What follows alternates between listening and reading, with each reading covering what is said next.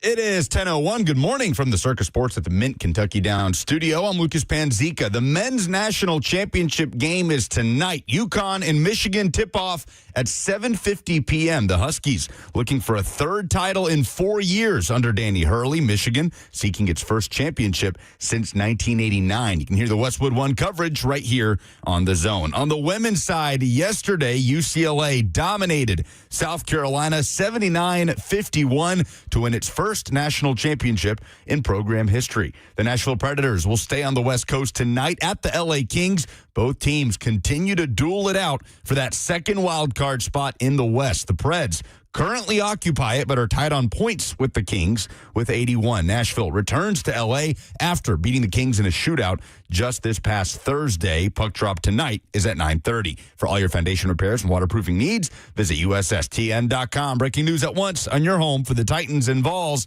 This is 104.5 The Zone.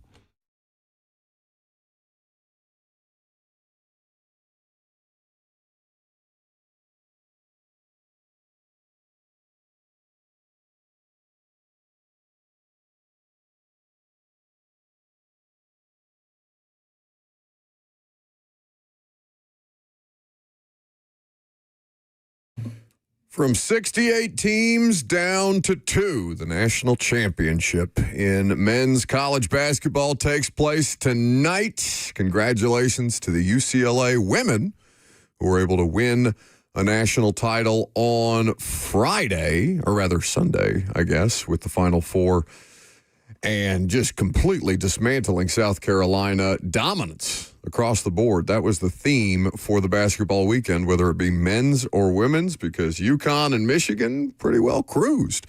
Illinois put up a better fight than Arizona did, when probably the most disappointing result of the college basketball tournament so far. The game, we were hoping that would be, maybe not hoping that would be the de facto national championship game. A classic, though. Like, it had the makings of one of the best games in recent memory in the Final Four. Sure. There was a lot of hype, understandably so. Both teams had dominated their respective opponents en route to getting to the Final Four, and then Arizona just kind of laid down like dogs.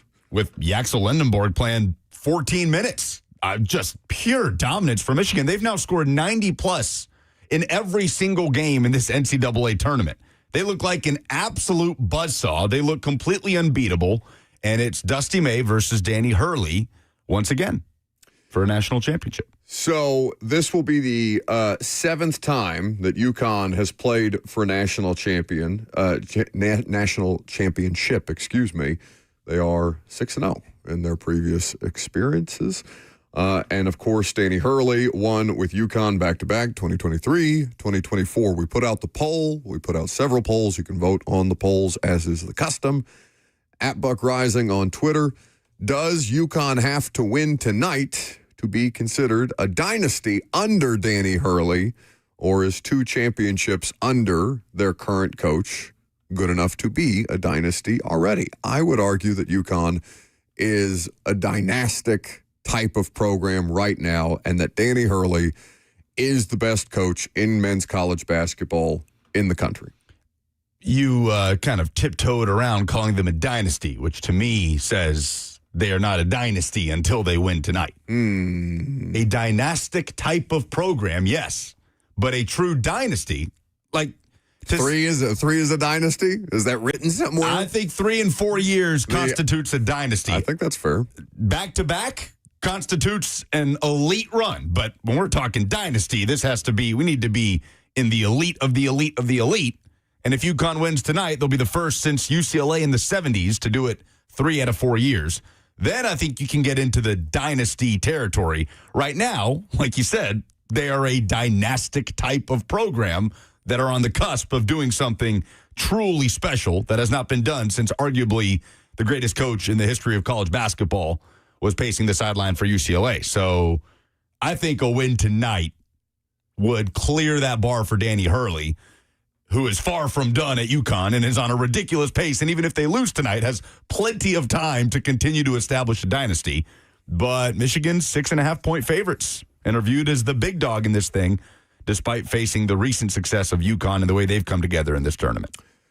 615-737-1045 is the number if you would like to participate in the show throughout the course of the show. Facebook, YouTube, Twitter, and Twitch is where the show is live streamed. F&M Bank Chat is where you can leave your commentary, where people like Tyler greet me after a fun sports weekend by saying, Buck, your school was a dusty May hire away from likely being the national champion in football and basketball in the same year. Yes, it's deeply unfortunate. Meanwhile, Michigan is on the cusp of being the first team in the college football playoff era to win a football national championship and basketball national championship. History doesn't mean anything when it comes to the game that's going to be played tonight, but Michigan, for what it's worth, is 1-7 in national title games. That's crazy. That's been wild. 8 times, or that they've lost 7 of them? That they've lost 7 of them. Yeah. To go 8 times and not get more than 1. When was the first one? Do you know? The first national title game appearance for Michigan? Yeah. I don't know off the top of my head. But I'm sure that would not be difficult to find.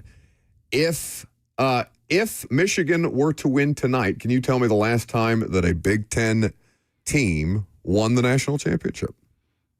Oh, the last Big Ten team. Would it be, we wouldn't be going back to Izzo.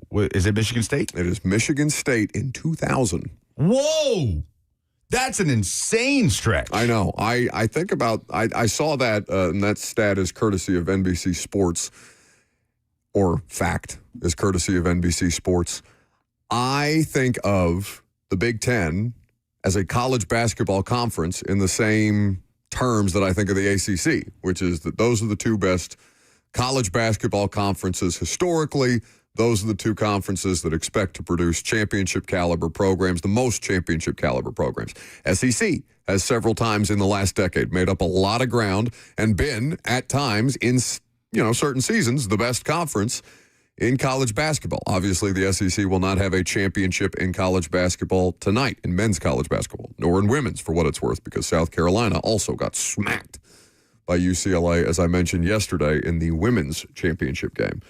It has been since 2000 since the Big Ten won a title. And it's ebbed and flowed in college basketball. The Big 12 has had seasons where they're the best. The ACC, the Big Ten, I don't feel like they've been the best conference in the sport in quite some time, even though I do expect them to compete at the top, or I guess at the end of the bracket, with as many teams in the field as anybody. And yet I feel like the SEC typically gets the most teams in, even if they're not able to, even if they haven't been able to finish it off every time. Florida, obviously, the most recent defending national champion. So the Pac-12, if I'm not mistaken, is the only major conference to have a less recent basketball national title.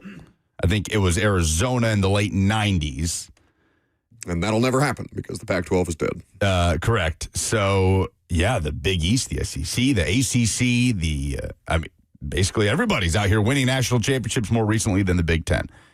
That's insane. All right. So Michigan trying to carry the torch. I mean, they've been the best team in college basketball all year, right? Start to finish. And the way these rosters are constructed, I think is so interesting. Duke beat them in that neutral site game in D.C. So technically, they haven't wire to wire been the best team in college basketball. But there is some argument to be made that even though Duke won the head-to-head, that Michigan was still the better team the whole way through. When was that Duke game? I want to say it was early February. I can't remember exactly, but I want to say. Yeah, 68-63, February 21st. Okay, so late February. So Michigan's 3 losses were against Duke, against Purdue in the Big Ten championship game. And who's the source of their other loss? I don't recall off the top of my head. Marciano in the F&M Bank chat says, good morning. UNC, please leave Mark Byington alone. Yeah. Who the hell is North Carolina going to hire? Wisconsin outscored them back in January, which is why, Robert, I had some faith in the Badgers. So I'm sorry to lead you astray in your bracket. For those of you watching on the F&M Bank chat on Zone TV, Robert just informed Lucas visibly that he was number 1. Where are you in the bracket challenge that you co-opted me and Robert into participating in? I'm in last. I was asking. I'm in last. Okay. For anybody that was curious, I'm in dead last. Robert is in last. How many points were possible up until the national championship? Does anybody have the bracket challenge in front of them? Like, how many points in the bracket challenge could you possibly have up into tonight's game versus how many Robert finished with? Because you have like 300-something points, right, at the bottom of the barrel?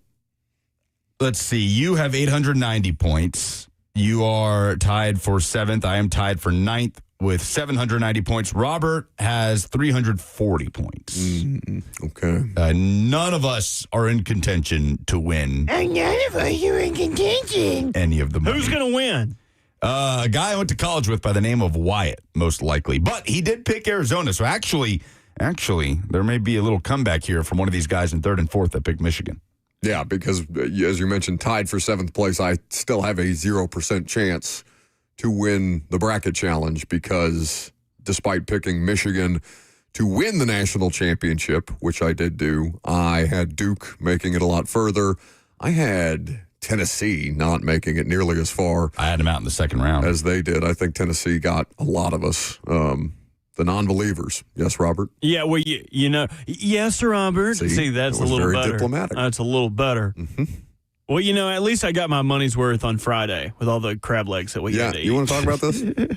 Because we have 2 off-the-field stories to get to. One is Lucas took a Greyhound bus to Birmingham yesterday, which I'm interested to know more details on. But also... Like a bus you could poop on?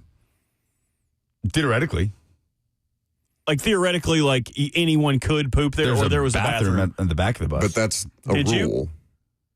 Did you poop on the bus? No, I did not. Oh, I just lame. sat in my seat and bided my time till I could get off. Bathroom on the bus, dude. I sold my car on Saturday, and I had to go down to Birmingham to collect and basically buy my sister's old car from my parents because she lives in New York now and doesn't need it. So I had to find a way down there, and the old trusty Greyhound got me from point A to point B. And you said it was a terrible experience, It wasn't that fun. It was smelly.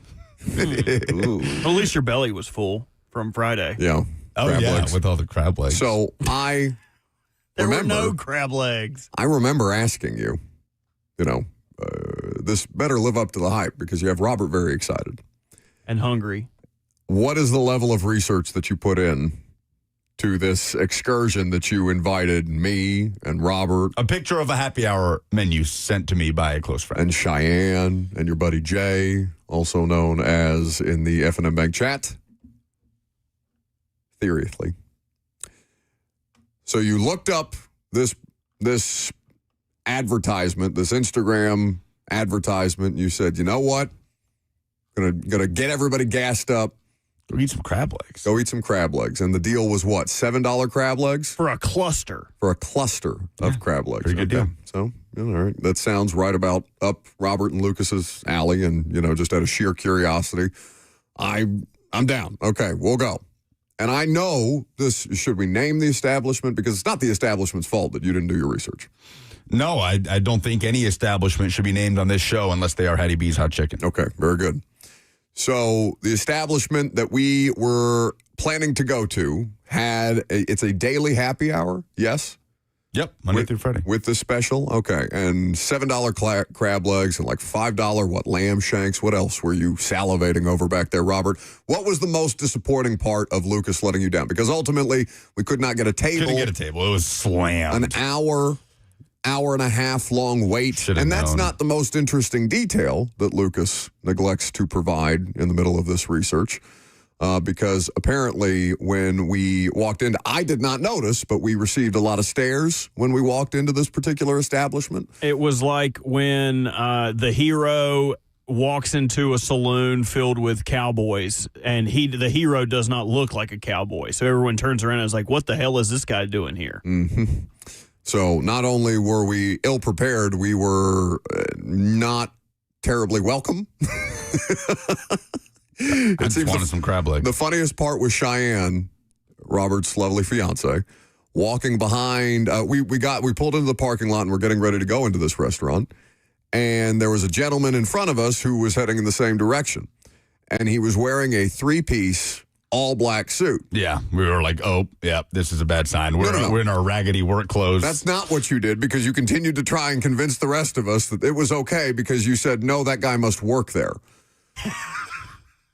No. And then also... This is a far too classy an establishment for us. Also, not only did he confuse this individual for somebody who worked at this establishment, he then proceeded to cut him off in the line to try and get us a table, assuming that he was the help. The host looked at me and asked, hey, how are you? How many? She asked me a question and I answered. That's not the way that she asked. She said, how can we help? Is there something I can do for you? Can I help you? I think it's what No, she looked at me. you out of concern. And she said, you're next in line. How many, please?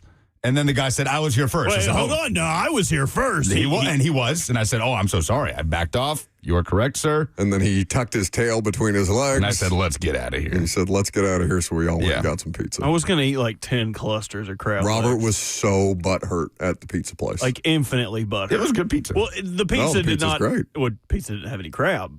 No, there was no crab on the pizza. The fact that Jay Ubered to this place only to get dropped off in the parking lot and to be informed that, no, we cannot, in fact, eat here. We have to all get up and go somewhere else. We got to go home and put our name in, go home, put on a suit, and come back. No room in the inn. What was it? What did you guys think that party bus was supposed to be? You thought it was supposed to be something else? I don't know. Some kind of, I go, no, that's definitely a party bus for that. This is going to be an event. This happy hour is not something that people just show up to. This is going to be an event. Well, you live and you learn.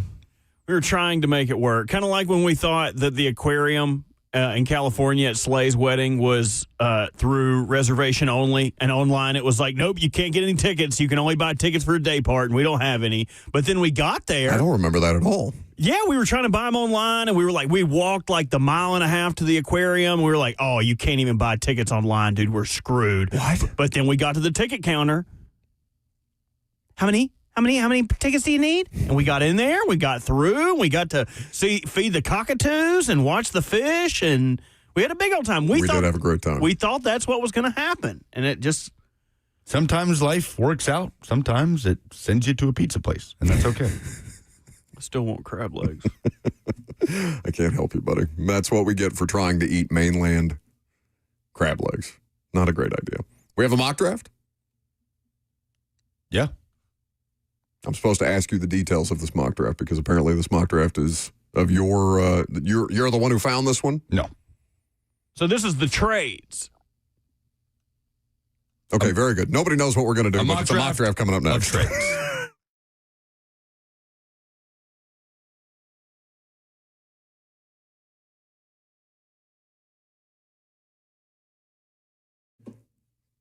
Two Rivers Ford is the South's most trusted Ford dealer. They go above and beyond to make sure that the car buying process for you is fast, easy, and more fun. Because I know that you hate it when you buy a $50 concert ticket and they jack up the price with unexpected fees.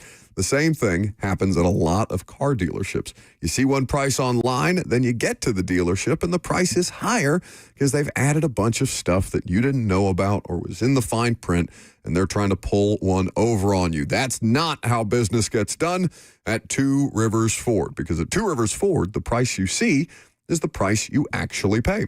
Two Rivers is a family-owned dealership operating in Mount Juliet for over 4 decades, and they care about doing business the right way. Local, honest, real. Two Rivers Ford, the South's most trusted Ford dealer.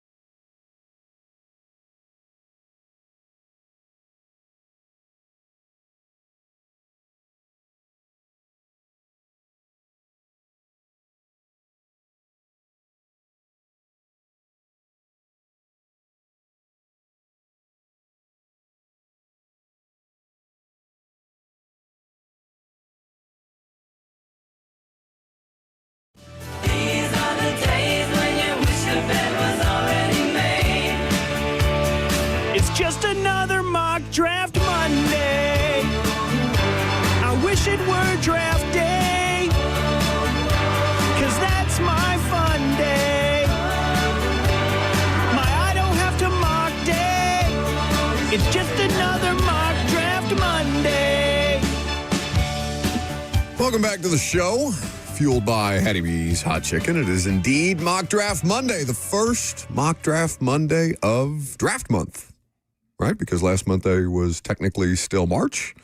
It is now April the 6th. We are 3 weeks away from the NFL draft, which means we are a little less than a month away from the install, the live show, with Greg Cosell. Greg flying in from Philadelphia, from NFL Films headquarters. We're going to break down the 2026 NFL draft and the Titans class and free agents, how they fit in Robert Saleh, Brian Dable's respective schemes. You're going to want to be there. Tickets available at 1045thezone.com. Robert will do me the courtesy of putting the link to the live show, the ticket link to the live show, in the F&M Bank chat, please. I think when you look them up online, it is the Hutton Hotels website and not 1045 The Zone's website. So if you look it up and you're like, oh, this doesn't look right, it's not the Zone's website, that is the correct link. Just make sure it's 2026 and you are in the right spot. Yes, and if you are on the Hutton Hotels website, of course, the Hutton Hotel is the venue that we have the event at every year in the Analog Room.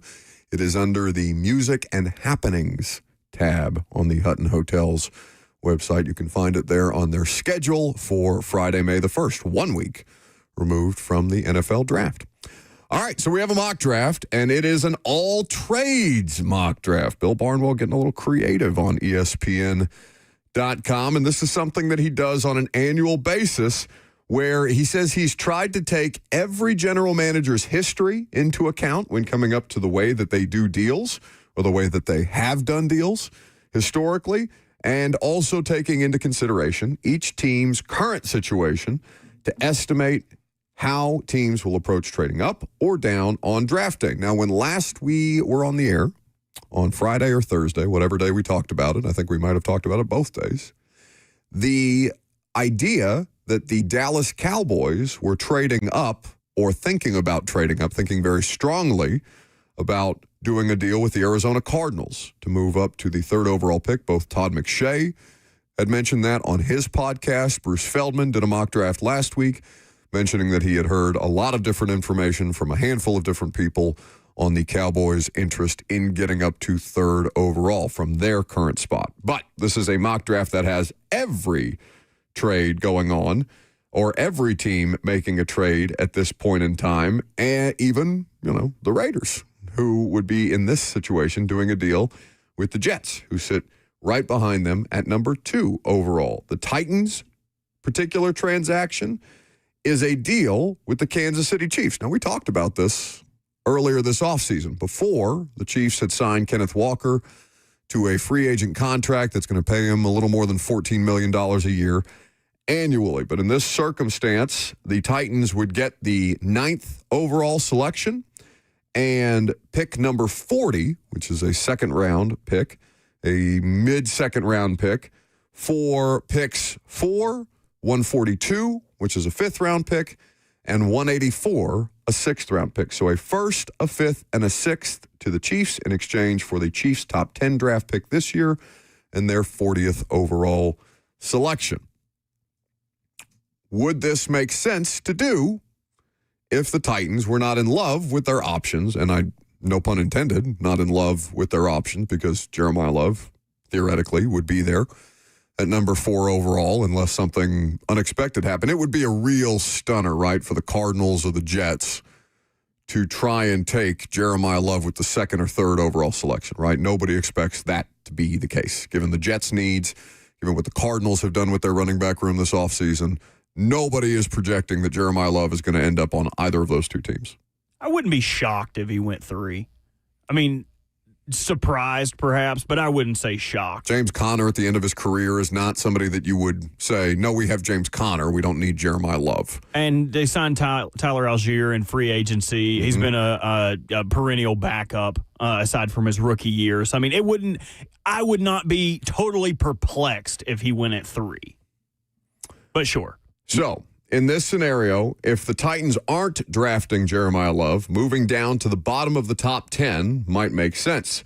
This is what Bill Barnwell writes of the Titans. They could look offensive tackle with the expectation that someone like Francis Mauigoa could start his career at right guard before moving to left tackle and taking over for Dan Moore Jr. after the Titans eventually move on from the free agent's disappointment of a contract next offseason. Has Dan Moore been a disappointment 1 year into his career? Let's start there. I think he's kind of been... He's been Dan Moore. What we expected. I don't know if, some people look at that price tag and say, okay, well, he better be elite, but I don't think that was the expectation for many of us. I'm sure Titans fans would react well to the number 4 overall pick playing guard for them in 2026. When is the last time, has a guard in the last 2 decades of football been taken before the 5th pick? Because Quentin Nelson was the 5th overall draft pick, if I remember correctly, many, many years ago. It would be like, even if the plan is to kick him to tackle, that'd be a tough sell for Titans fans. He's also been a career right tackle, which I don't think is the best play, to be like, hey, we're going to let you play guard for 1 year in the NFL, and then we're going to move you to left tackle. Like, that does not seem like a sound play to me. Especially because in this situation, he would have to play right guard because he's not going to play left guard. Right. Guard. So if you took, would it be any less offensive to a Titans fan if they took an offensive lineman, a quality offensive lineman with the 9th pick as opposed to the 4th pick? Would there still be a lot of hemming and hawing from the fan base? Would they be disappointed because they didn't get an offensive playmaker, that they didn't get an edge guy, one of these defensive playmakers that Robert Saleh keeps talking about? Is the least exciting outcome for a Titans fan Francis Mauigoa? Yeah.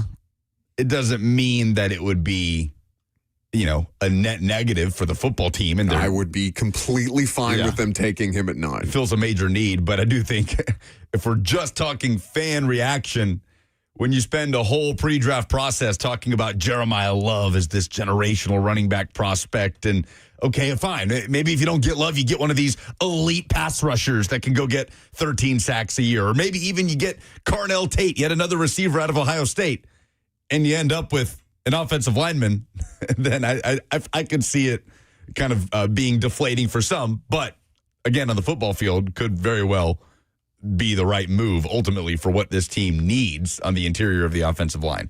But interesting for Barnwell to lead with maybe they look at Mauigoa to play guard and then go play left tackle. And I think he said that because the guy, if they were really looking at their heir apparent at left tackle, it would not be Francis Mauigoa. It would be Monroe Freeling, who, if he would have went back to Georgia, would have probably been a top 5 pick next year. 6'7", behemoth. He hasn't had a lot of time to play to really hone his skill, but everyone is projecting him because of his size, his athleticism, to be a great left tackle at the next level. So I don't think they would go Francis Mauigoa if they move back to 9. They would probably go Monroe Freeling, which would be inherently more boring because you wouldn't get a starter out of it. You would get a guy who would probably be sitting on the bench as your backup and swing tackle until next year. But I honestly would like that pick a lot more than them taking Francis Mauigoa. You would have a bona fide left tackle to start next year, and he would be on the cheap. Am I the only one who's okay with Dan Moore playing left tackle? This year. I'm good with it, yeah. Yeah, if he's poor this year and you can move on from the contract in a way that's sensible and you want a longer play here, that's fine, but What did their free agent approach or their offseason approach to date? Because it's not just free agency. How many trades have they done? They've done 2 trades, one for Solomon Thomas and one for Jermaine Johnson. There's not another trade in there, right? It's 2 trades and the rest free agents. I believe that's correct. So that's 23 new players, new to the Titans franchise players on the roster. That is not what Mike Borgonzi said that he wanted to be, right? So that indicates, at least, even if they're not saying it publicly, what does that indicate to you as a Titans fan if you're seeing that a guy that doesn't want to build his roster through free agency just added 23 players before the draft starts? A little bit of urgency, right? It's a little bit of urgency there. And I'm not saying that Amy's breathing down his neck already or anything like that, but I'm sure as hell she doesn't want another 3-14 season. and the roster needs a kick in the ass. So you get a bunch of starting caliber players to come in here because you need to be immediately more competitive, understanding the last 2 years have been wildly uncompetitive, non-competitive, whatever the proper grammar there is. Does taking the offensive lineman, the potential heir apparent at left tackle with your first-round pick indicate to you a level of urgency the way that the rest of this offseason has been themed? Because I would think that that would not be the way that they would go based on their behavior so far. Now, maybe they did all these things in free agency, so they could do something like that in the draft and say, well, no, we're going to be functional. We're going to be competitive out of the gate so we can long play this thing in the draft organically the way that we talked about, even if our free agent approach is not exactly how we want to do this thing long term. That being the move at the number 4 overall pick would be very surprising. But Barnwell is talking about this in the context of the number 9 overall pick in this trade with the Chiefs, where the Titans get 9 and 40, the Chiefs' second-round pick, and the Chiefs would get, obviously, number 4 overall, a Titans 5th and a Titans 6th. But who would Kansas City be trading up for, I guess would be my question. Pass rusher, right? Jeremiah Love, we talked about off the table for a team like Kansas City to trade up for after you gave Kenneth Walker that money. Would you be trading up for a receiver? For David Bailey, Reuben Bain, whoever's left over? So it says here, trading a second-round pick would be difficult for a team that needs an influx of young talent, talking about the Chiefs. But the Chiefs would still have the 29th selection to play around with after sending Trent McDuffie to the Rams. So I guess in that situation, it would probably be for one of the pass rushers, right?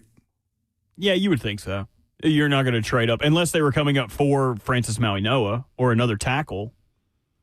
But would they do that because they're starting tackles? Josh Simmons, right? The Texas he's their left tackle rookie from last year, and they cut Jawan Taylor, who was the other player that they signed last offseason. Didn't they sign another tackle last offseason? Yeah, the tackle from the 49ers when they weren't able to sign old dude that came to the Titans. It ended up being a 2-year deal. So, I mean, he's kind of just a throwaway. Lost his spot to Simmons.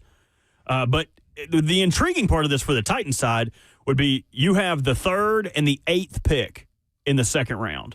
So think about day 2 and when it starts and you're looking at your boards before the draft starts and you're like, oh, man. Like, I would really like it. This guy, oh, look at this guy. I can't believe he fell out of the first round. You're picking over all of the dudes that fell out of the first there. Mm-hmm. So you would hypothetically get 2 really good players where if you would have just stuck and picked, you would have only walked out of the first 2 rounds with 2. Now you're going to get 3. Why would the Cowboys trade up to 3 specifically instead of 4?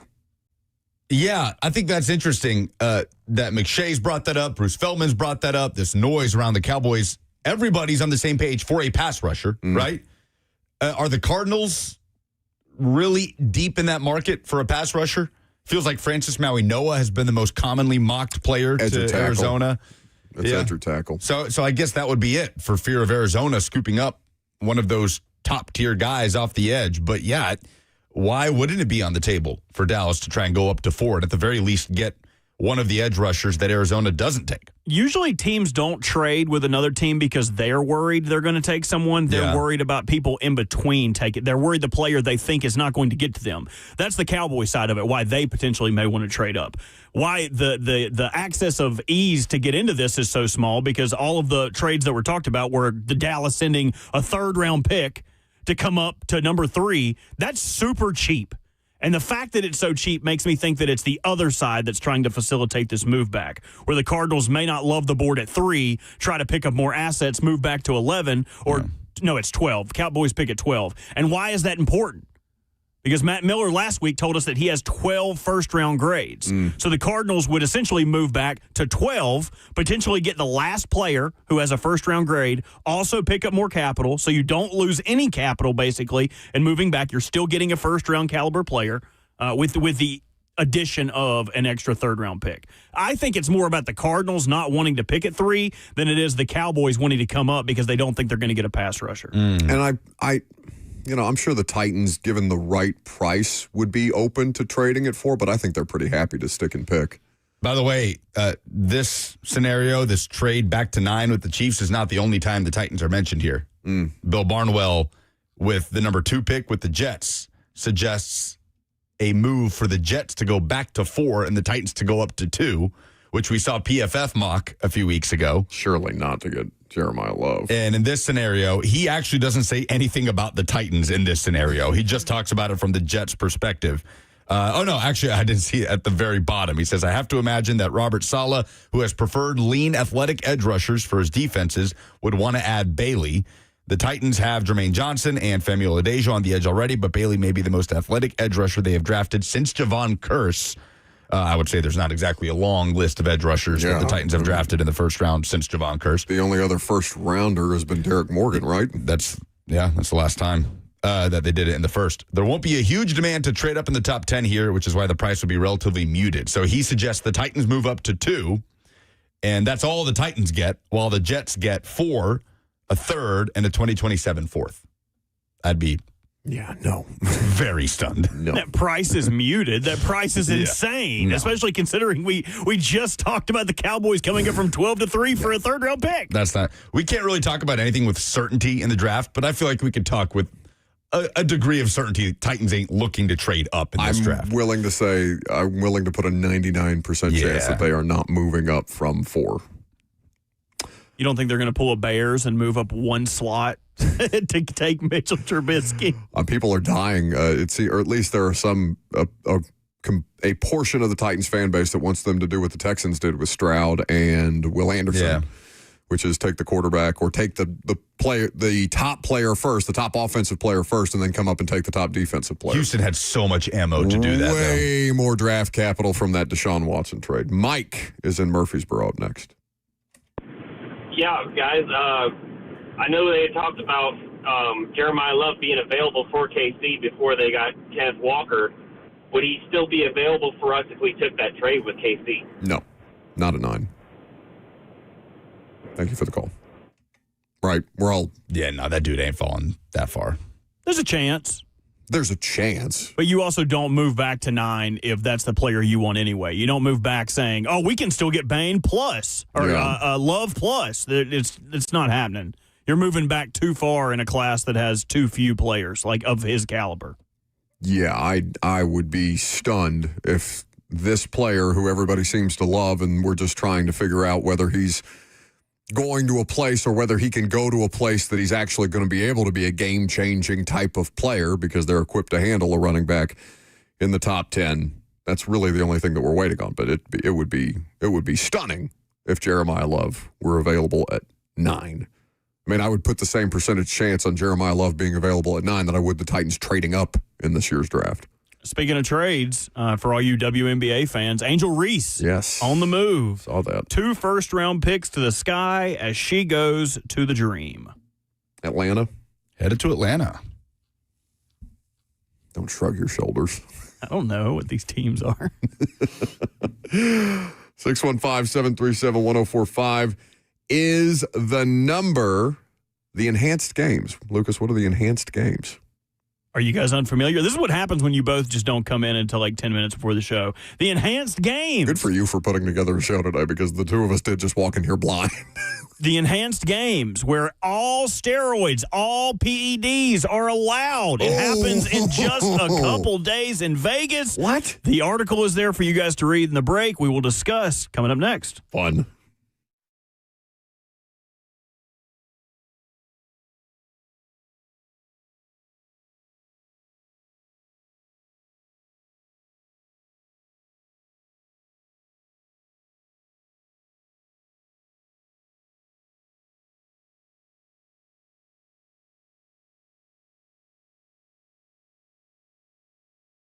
Nothing worse than you've only got one life, and it's too short for not nows, maybe laters, and tomorrows. If you're noticing issues with ED or performance, then your relationships, your confidence, and even your career may have already been affected.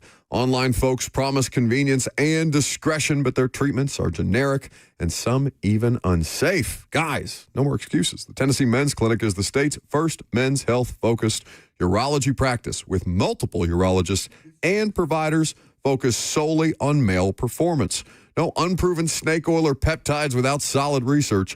Since 2014, they've pioneered men's health in the state of Tennessee, and they've been testing and growing to make sure you get the best care and the safest, most effective treatments. Call 615-208-9090 right now. That's 615-208-9090, or book online in under 30 seconds at TennesseeMen'sClinic.com.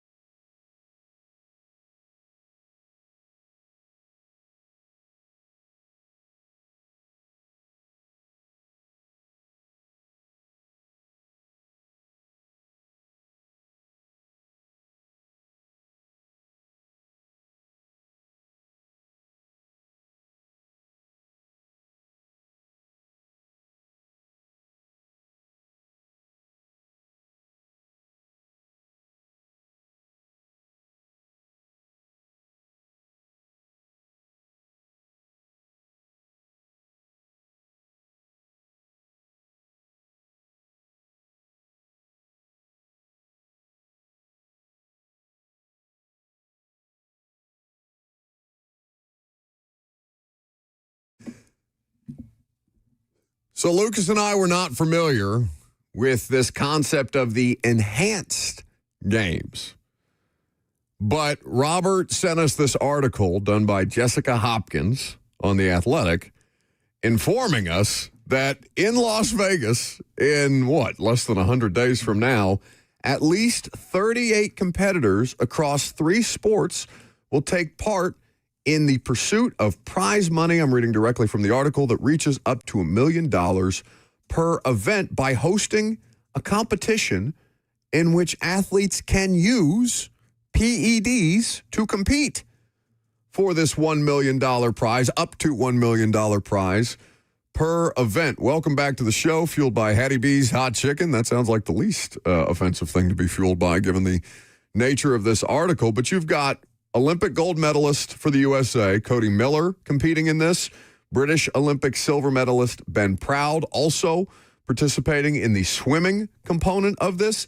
The idea, which apparently this thing was founded back in 2023, it's the first I'm hearing of it, is that the CEO of this event feels that the ultimate goal is to, quote, cheat death because he believes, quote, aging is a disease that we should be able to treat, cure, and eventually solve. So they're going to let athletes be on PEDs, registered PEDs, and they're all obviously, they're not encouraging people to just make it a free-for-all of drug use, essentially, before they compete in these events. But they are going to allow people to use certain substances in the name of transparency that will allow them to, quote, build trust and fuel progress in competitive sports. This is crazy. This is insane. Absolutely insane. So in her article, she says, so how does the doping work? Athletes will be able to pick and choose what form of PEDs they would like to use, if any at all. Some participants are expected to choose to go without any PEDs, but that would not exempt them from the World Aquatics ban on any athlete who support, endorse, or participate in this event. Due to the individual programs being agreed with doctors in Abu Dhabi, Enhanced have not released the plans or doses for athletes under patient confidentiality rules. Enhanced does not have anyone with medical training on staff, but defers its findings from screenings to a medical commission of 8 to 9 doctors who assess the data before clearing athletes. Quote from Enhanced, we work with many of the greatest scientists in the world, many great medical doctors. That comes from their director of athletic performance and safety, Dan Turner. So they're going to be able to use whatever the hell they want. And some people are going to be in it natty and clean, and I like that because there's a side-by-side, and you're able to see who the Barry Bonds are and who the regular dudes are. This is going to be insane. This spans over 3 different criteria of events, so there will be swimming, there will be track, and there will be weightlifting. And there's even some famous people. I believe his name's Thor from the Game of Thrones series. The dude's just literally a mountain. The mountain? Is it the original mountain or the next gen mountain? I think the second one that came along. The one that caved in Pedro Pascal's face. Spoiler alert. You've seen, if you saw this guy, you would be like, oh, it's him. Yeah. He's super famous. Yes. His wife is like 5'4". Have you guys ever seen? He literally picks her up and just throws her into the air, goes inside, goes to bed, comes back outside and catches her the next morning. Like, she's been in the air for like 12 hours. It has to be. He can curl her. Yeah. But I don't want this to stop at racing, swimming, and weightlifting. Like, why not? This guy's got money. He's offering $1 million for every world record broken. Well, it's not him that's personally financing it. You saw who was financing it, didn't you? Well, a bunch of different people, but it's Donald Trump Jr. It's Peter Thiel, and there's another billionaire who apparently has money to throw at the PED Olympics. This quote about cheating death because aging is a disease that we should be able to treat, cure, and eventually solve is one of the craziest things I've ever read. It's straight out of a sci-fi movie. Like a dystopian future where they're giving us these drugs because they think they've cured mortality. It's crazy. It sounds like a Batman villain. Like, oh, yeah, everybody come in here. We're going to give you steroids. And then all of a sudden, everyone starts turning into Bane. We're going to gas the whole city of Gotham, make it invincible. The international, the piece also includes a portion of just titled, Is It Safe? Simply, where she says, where the author says, the International Federation of Sports Medicine is of the view that the medical screenings that the enhanced athletes will get are, quote, insufficient. What would be the best sport Oh, I'm so glad you asked. to watch if PEDs were just all Baseball. if there were no rules? Are we kind of watching? I mean, I know they're not on PEDs now, but like all they're doing is hitting home runs in baseball anyway, right? Yeah. What do you mean, They're not mad anymore. Nobody's fighting. I want them on. But I think if it's not baseball, boxing. Oh, God. Jeez, yeah, that would bring boxing back in a big way. I mean, what if we? or would it just turn boxing into more of a sideshow than the Paul brothers have already made it? Well, I mean, boxing has always been like a Barnum and Bailey style thing. Like, and there's slap boxing now, which will inherently always be the dumbest version of boxing. What if they just go to the bottom sports, all the things that are on the Ocho, and are like, you know what dodgeball needs? Steroids. I'm kind of down for steroid dodgeball. Everybody looks like that one character on Ben Stiller's team, like the Russian, like Laser and Blazer and Taser and she has like facial hair. Oh, Johnny loves Chachi. no, Joni. Joni loves Chachi. Oh, Joni loves Chachi. What's her damn name? Probably Taser, right? I can't remember. Something like that. It's like Helga or Broomhilda. yeah, one of those. She's the country like the made up country she's from. Oh, damn it! She had a better unibrow than Anthony Davis in that movie. This were very well done. But I'm conflicted. I think this could be really fun, or it could be really bad. But either way, it's going to be fun to watch. Well, like, I don't know. Do you come out against this if you're the IOC, if you're the International Olympic Committee, and be like, no, you can never compete in another one of our events if you even think about participating in the PED Olympics? Oh, it was Fran Stalinovskovich Davidvitsky from Romanovia. What? Which is a fictional place. I literally rewatched that whole movie like 2 weeks ago. Did you really? Yeah, it was just on. It's so good. It holds up. Joe is in Madison. He wants to chime in on these steroid Olympics. All right, guys. What's the deal? How's it going, first of all? Great. Good. I'm calling because I happen to know a thing or two about this whole drug use for sports thing. Here's the thing. I used to be an avid cyclist, and the question was asked, what would be the best sport to watch if PEDs were a thing? And it's, without a doubt, 100% cycling. I mean, the Tour de France, those guys are doping. I think this is a situation where officials are saying if you can't beat them, join them. People are getting caught for it, but everybody's doing it. Like, this is not like a thing where, like, nobody's doing it and only one is. No, everybody's doing it. And I think the best sport to watch for any kind of blood doping or performance-enhancing drugs would be definitely cycling. I mean, guys would be completing the Tour de France in half the time. Thank you for the call. Have you ever blood doped before? Oh, I hung up. That's why I held a finger up at you. I wanted to ask him a question. Sorry. If you're unfamiliar with blood doping, they take your blood out. Well, it's oxygenated. I think they make sure it's oxygenated, put it back into you so you have like double the red blood cells so you can really just during those events. Jesus. They're doing that for a hair replacement now, too. Really? Yeah. You can blood hair dope?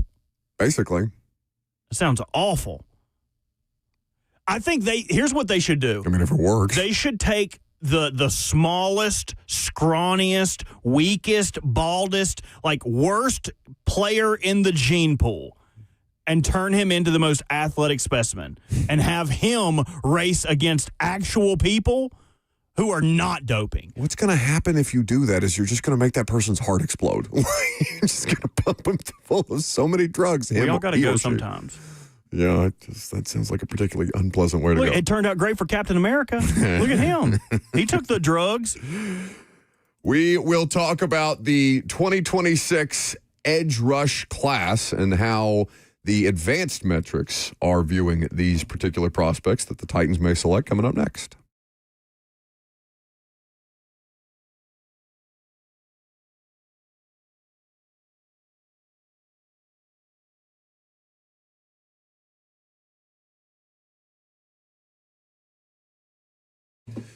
No one wants to deal with a plumbing, HVAC, or electrical emergency. Most of the time, you don't know what it will cost or if it'll get fixed correctly or if someone is just trying to upsell you on something. That's when you call Hiller Plumbing, Heating, Cooling, and Electrical because their experts are going to solve your problems quickly. The price you're told is the price you'll actually pay. There's no hidden fees or surprises when you get your bill. Hiller has been in business for over 35 years, and they're family owned and operated. The techs are professional, experienced, and trustworthy. When they're on their way, you'll receive a photo of your tech and a link to track them in real time so you don't waste your time waiting around. 100% satisfaction guaranteed of happy you'll be, or the service is free. That is the Happy Hiller promise. So book online today at happyhiller.com.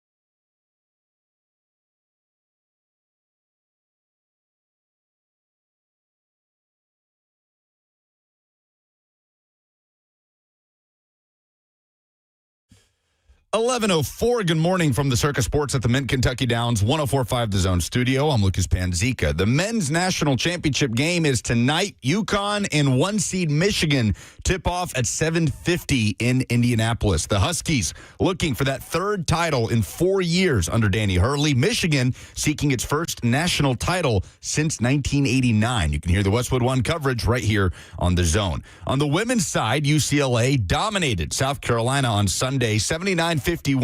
The Bruins win their first national championship in women's basketball history. The Nashville Predators will stay on the West Coast tonight at the Kings. Both teams continuing to duel it out for that second wild card spot in the West. The Preds currently occupy it, but are tied on points with the Kings with 81. Nashville returning to L.A. after beating the Kings in a shootout just a few days ago. Puck drop tonight at 9:30. For all your foundation repairs and waterproofing needs, visit USSTN.com. Breaking news at once on your home for the Titans and Vols. This is 104.5 The Zone.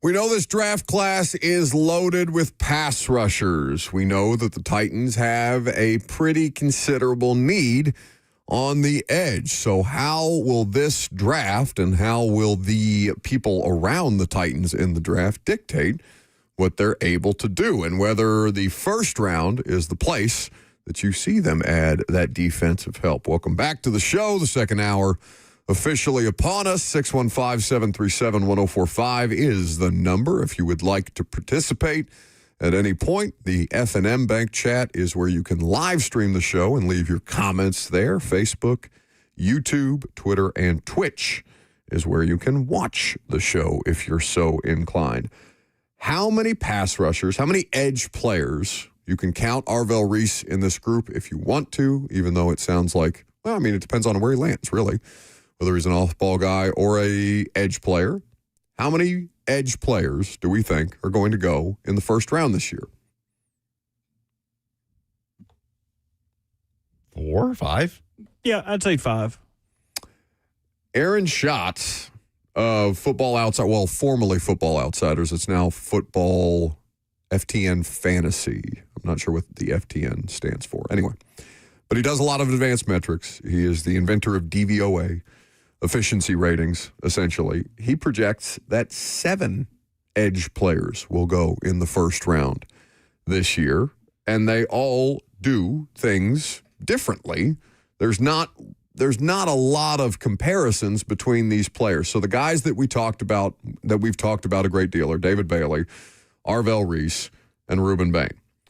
Other guys who could end up in that first round category are players like Keldrick Falk, the edge player from Auburn that we have not spent a lot of time talking about. In fact, we have discussed the idea that that would be one of the few ways that they could make a wrong move is if they took Keldrick Falk with the 4th overall pick. I think we're all against the idea of that. That's one of the least, I mean, we haven't really talked about him at all seriously as far as the number 4 overall pick goes.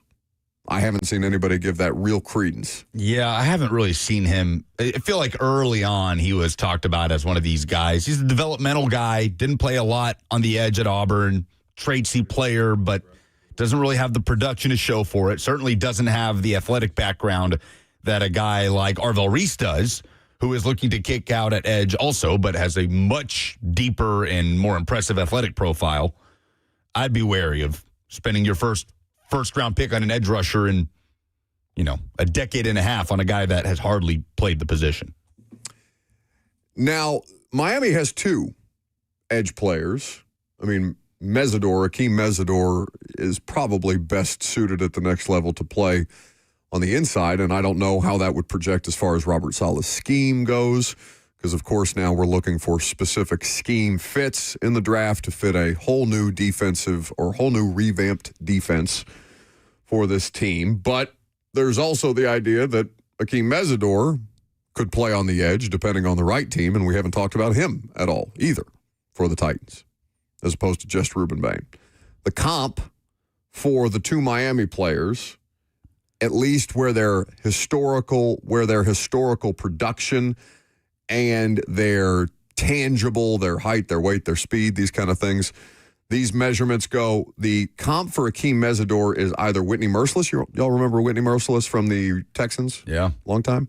Yeah, he was there for, he played until he was played a good long while. Well into his 30s. And right? then somebody who could have played for a lot longer but was derailed by several off-the-field instances, Aldon Smith, who I've not thought about in a very long time. But that is where a lot of the Akeem Mesidor comparisons come from. Never mind. Merciless retired when he was right at 30. I don't know why. I thought he was one of these guys that was still out there at like 35, but wrong. Well, while you're bringing up age, the important thing to bring up on Mesidor is the knock is not his play.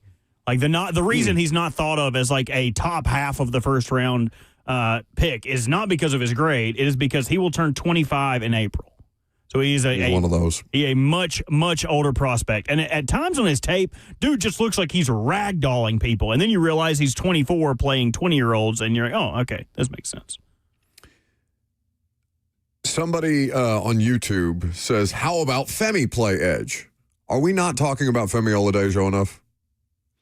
Because I'm just assuming that it's going to be, that he's going to be in a reserve role in some form or fashion, given the new defense, new coaching staff. Hell, I mean, they may not even be that high on Femi as a new coaching staff. I do think Femi is pretty important to the overall grade of Mike Borgonzi's first ever draft class. Agreed. As the GM of the Titans, right? Like, they got good returns from their, to get that sort of production from fourth-round rookie receivers is a good thing. Chimere Dike, what he did as a special teamer. Like, overall, I'd say Borgonzi's first draft class is trending towards being a plus, but we still need to see how those players develop, and we need to see how your second-round pick develops after playing in only 6 games. Yeah, somebody adds in the chat, we are not talking about him being Femi Oladejo enough at all.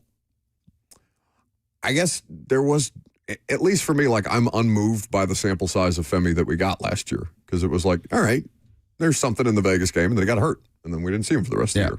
I mean, he was exactly what he was, a guy that has not played the position much, was literally learning to play the position on the fly on a bad football team, and didn't get the chance to grow into his rookie season like most of the rest of the rookie class did.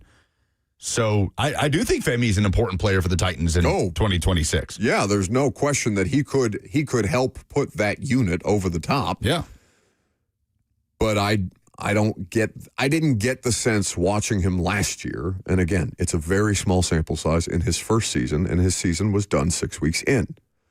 So there's no telling what he could be as a player right now. We do not have enough of a representative sample size of his play. Like, he did not play a single game with Mike McCoy as the interim coach. That's right. And Mike McCoy, it felt like, was the coach for a whole season. He was the coach longer last year than Brian Callahan was. Because, again, Callahan got fired in that same Vegas game because they lost to that stinky Raiders team.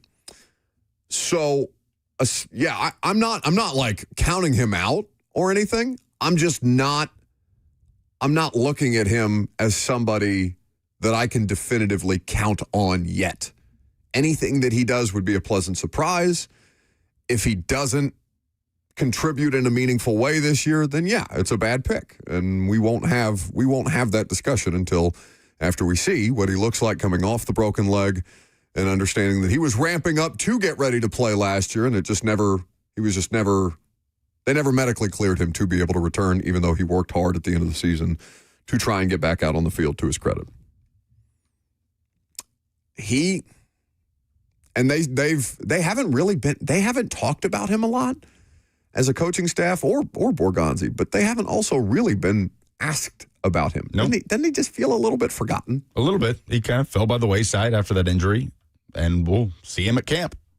Yeah, I have no sense that, because people are saying that, it would seem weird for Borgonzi to abandon a player. Nobody's talking about abandoning Femi or anything like that. We don't know what to do with him. Yeah, like, I don't think we need to talk about Femi on the trade block or anything. Like, well, I mean, see if you can turn him into something before you talk about getting rid of him as quickly as possible. Well, okay, but they got rid of a lot of people very quickly, and I understand it was people they didn't bring in here. Okay, but it's a whole new coaching staff, and the defense just got basically a whole new defense. So if you're telling me that this player was drafted to play a certain style of defense and that the defensive coaching staff is saying, no, give me a whole new defense, then I'm going to say, all right, then maybe Femi isn't safe.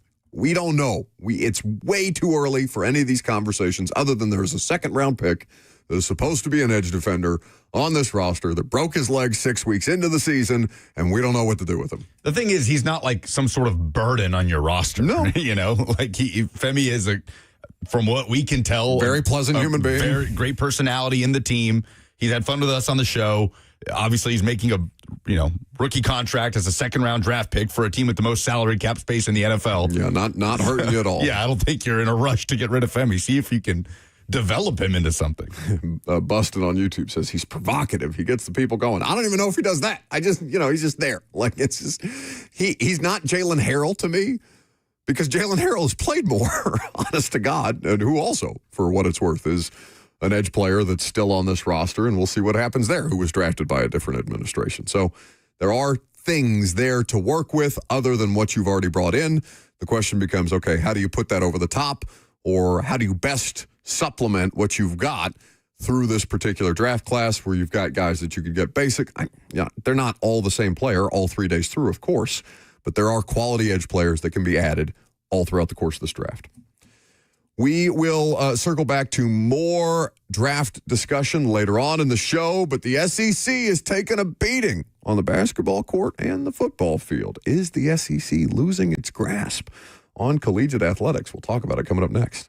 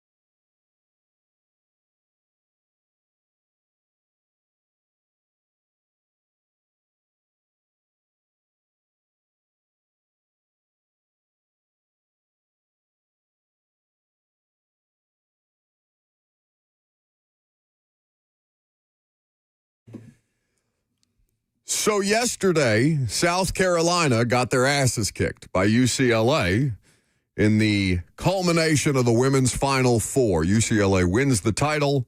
Dawn Staley gets sent home licking her wounds. The Gino Auriemma, Dawn Staley dust up. Did you guys see that? Let's talk about that a little later on, because that's honestly one of the stories. It's a huge biggest story. stories. Gino, man. What a loser. What did he do that if we're going to talk about it later, I'll save it. But all I saw was the clip of her threatening to whoop his ass. I don't know what he did to provoke that. They were in the post-game handshake line, and South Carolina handled UConn pretty comfortably. Destroyed him. And Gino, we still don't know what exactly he said. He's since put out an apology, but doesn't name Dawn Staley, which I think is chicken lame. Just loser behavior.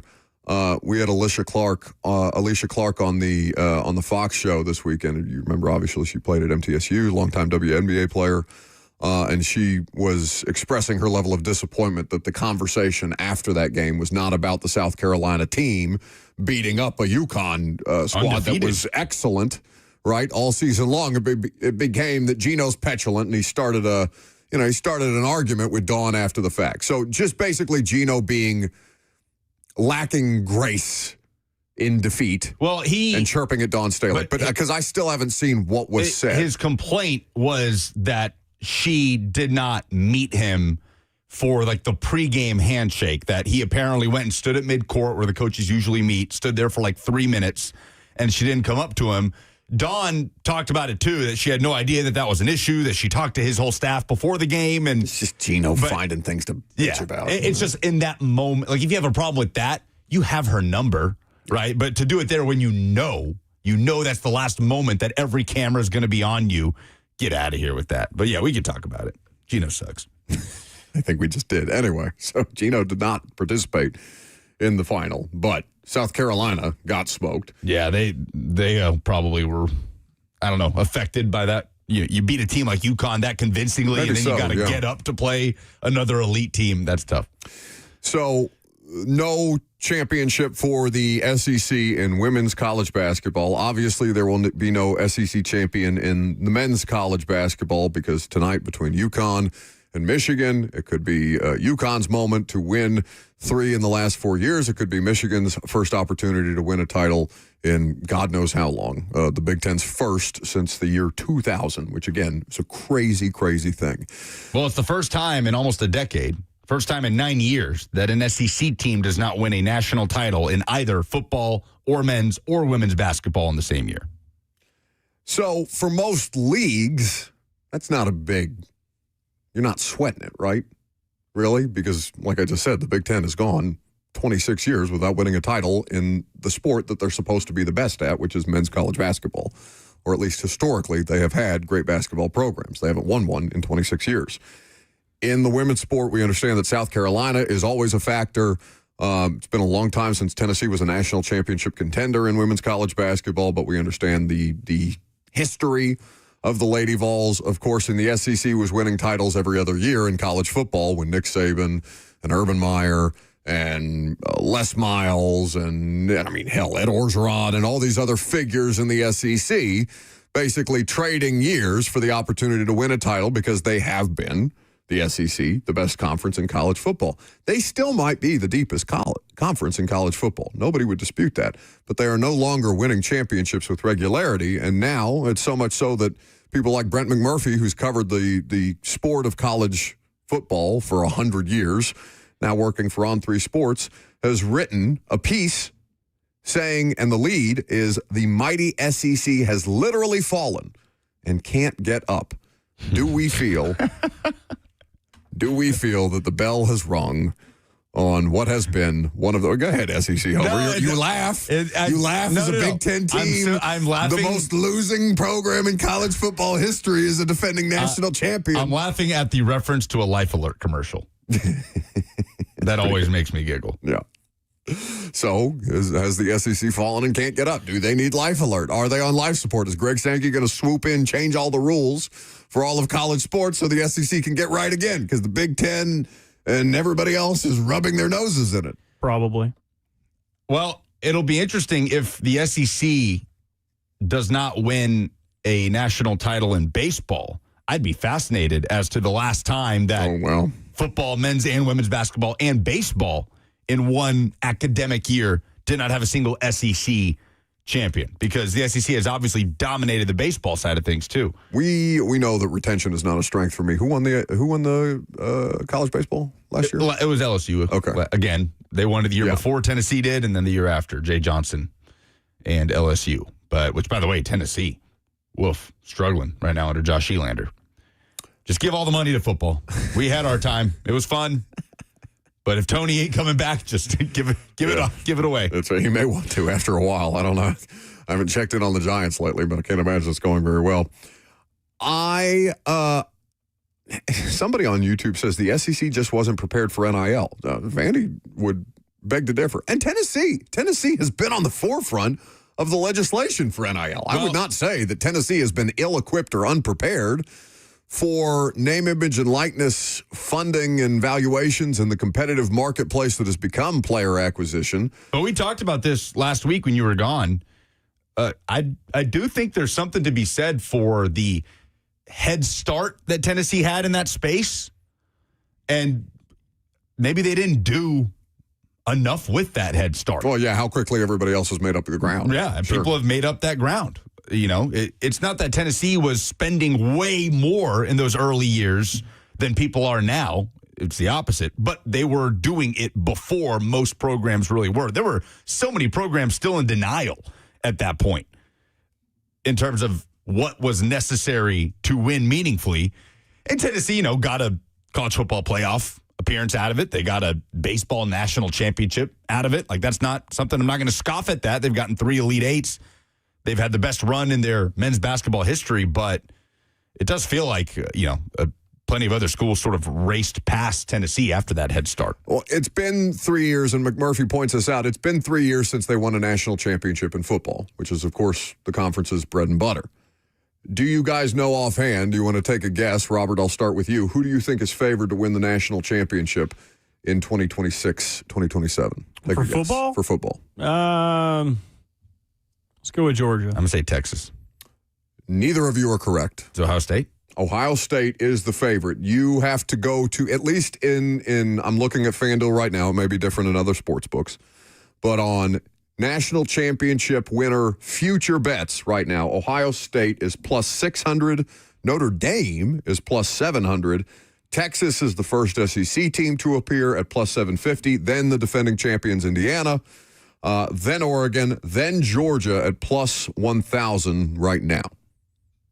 And that's probably right. Nobody's going to put Alabama up there at this point in time. What is even the next SEC program that would be considered close? Because Tennessee has way too many things in question. We have unknowns at programs like Florida right now. New coach. Certainly have the resources, but we don't know how. Is it John Summerall that's the Florida coach now? John Summerall is the Florida coach. Alex Golish at Auburn. Right. Obviously, Lane will be expected and will have the investment to bring LSU right up there. LSU here?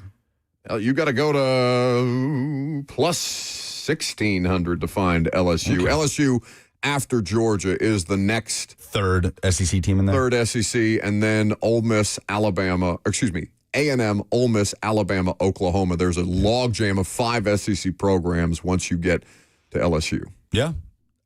We said, hey, this could level the playing field a little bit. And it has. Honestly, it has for programs that use it effectively. Yeah. Like, look no further than what Indiana has done the last couple of years. That is leveling the playing field. In no other iteration of college football history can Indiana do what they're doing now. And that's not even to say Indiana has won because they've spent more than anybody else. It's not that, though. Yeah. I mean, it's the confluence. It's a confluence of the portal and NIL and the fact that they found a unicorn in Kurt Cignetti, who may end up being college football's main character for years to come. I wish it's an experiment that can just never be done. But, man, I'd be fascinated to see what Kurt Cignetti could do at a program like Indiana in the year 2011. Like, what sort of heights could Kurt Cignetti have gotten? Let's say he didn't have to go through the whole path of going to Elon and IU, PUI, whatever the hell it is. And maybe those are maybe those stops made him sort of into the coach he is now. You can't rewrite these things. I think he would argue that they did, but a revisionist history is not worth doing. The Kurt Cignetti you get now, that is not winning in Indiana by just compiling the best talent, but instead using the portal to his advantage and bringing a team together for a common goal. All the cliches that Indiana has just turned into realities on how to win football games. Wonder how he could have done that in a year where you can't just collect from the group of 5, and you have to recruit that talent and develop that talent. I bet Kurt Cignetti could still have gotten Indiana to a point where they're not a laughingstock, where they're in bowl games, where they're maybe even touching 10 wins, but not a national championship. No, I mean again, it may be the most improbable sports story of our lifetimes. I mean, American, yeah.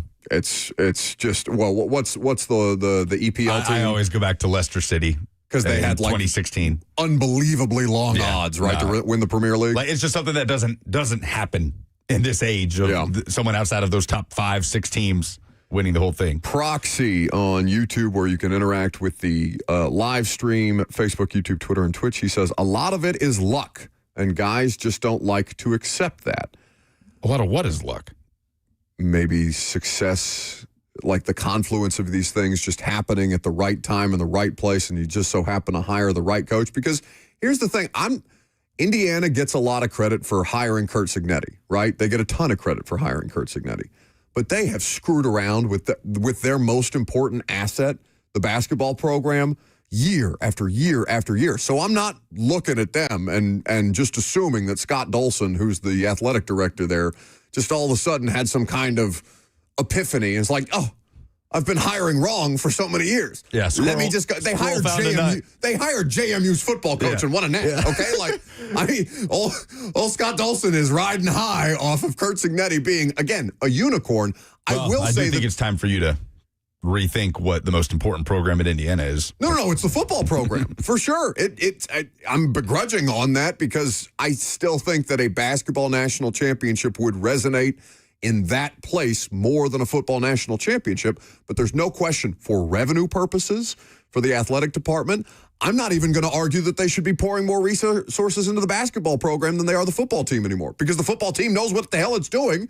And the basketball team loses as a 9-point favorite to Northwestern at home. Like, it makes me insane. AD, what's his name? Scott Dolson. And so has everything other than hire Kurt Cignetti, has everything Dolson has done been, like, if he had not hired Kurt Cignetti? I would want him fired because of the Dusty May, Mike Woodson thing. How long has he been the AD there?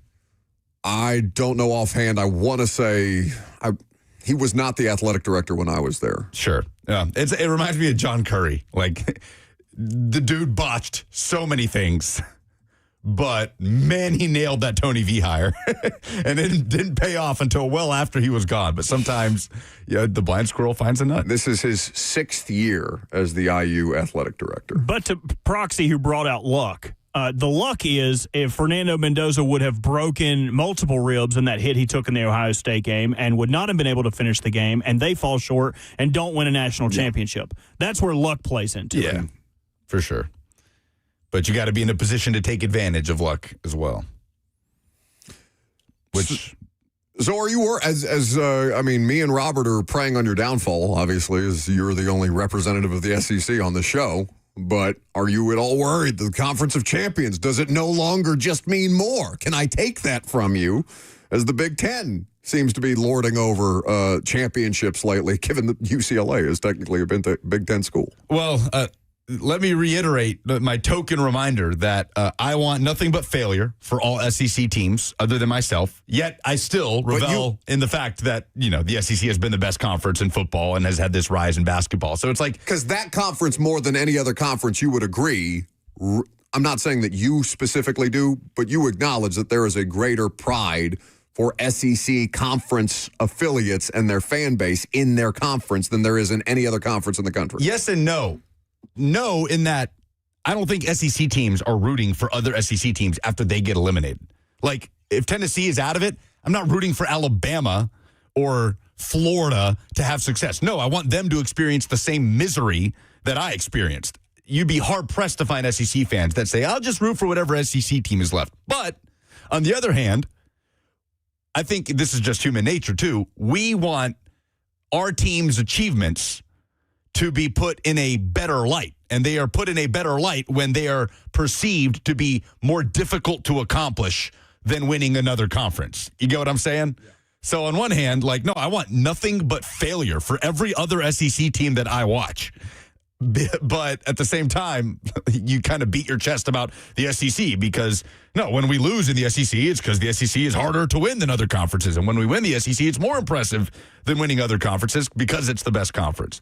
But it is clear the playing field has evened very, very, very much. We have a little bit of breaking NFL news that we can talk about on the show coming up next.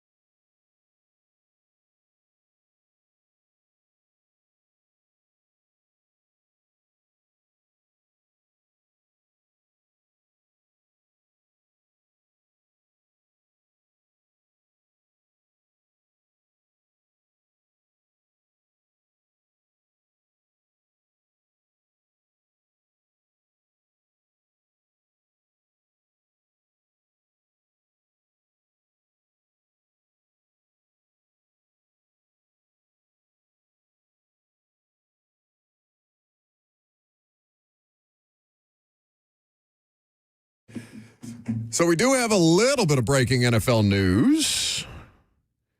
Dexter Lawrence wants out of New York. Apparently, Denard Wilson is not who he prefers to play with. Well, that's not the reporting. Let me make sure I'm clear on that.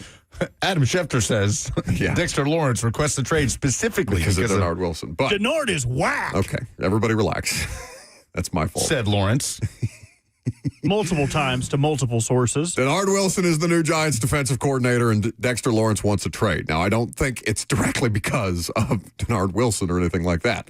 But you would think that Dexter Lawrence, who has been a really good football player, obviously last year he was not at his best and dealing with injuries and things like that. But Dexter Lawrence, I mean, you could have made the argument until last year that Dexter Lawrence has had a better career than Jeff. He was the best nose tackle in the league for 3+ years. Yeah. Two-time second-team All-Pro, three-time Pro Bowler. One of the best pass-rushing nose tackles of all time. Like, from efficiency metrics, he is insanely efficient. Dang, only had half a sack last year. He's hurt. He did play in every game.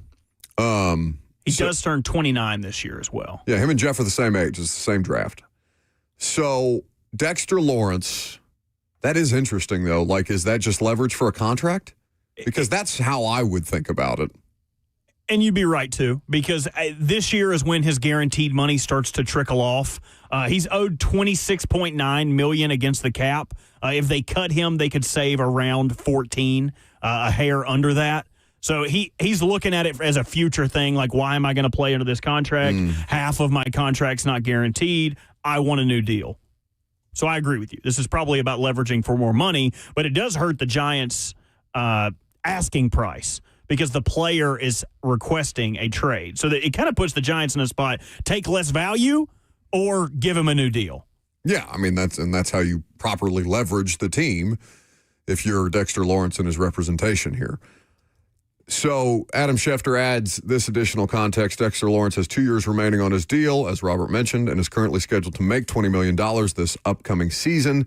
Initially, there had been optimism that with the changes in the organization, discussions could move forward. But now that they have not, new Giants head coach John Harbaugh will open his team's offseason program on Tuesday without one of his best players. For what it's worth, by the way, the Titans also open up their offseason program on Tuesday. The Ravens were today. Did you see who was in attendance? I saw Derek was there. Lamar Jackson. Saw Lamar was there. It is his first voluntary. It is his first voluntary attendance since his rookie year. Well, that's good. It is great news. What's the latest on his deal? Because aren't they trying to get at least a restructured contract situation figured out? No, they did. They restructured it. It's what gave them the amount of salary cap they have currently. The Ravens have about $29.5 million. A lot of pundits are suggesting that they are saving that money because if they were to sign Lamar to an extension, they would need salary cap dollars to pay him a signing bonus. So they didn't run out and spend all of the money they saved by doing the restructure.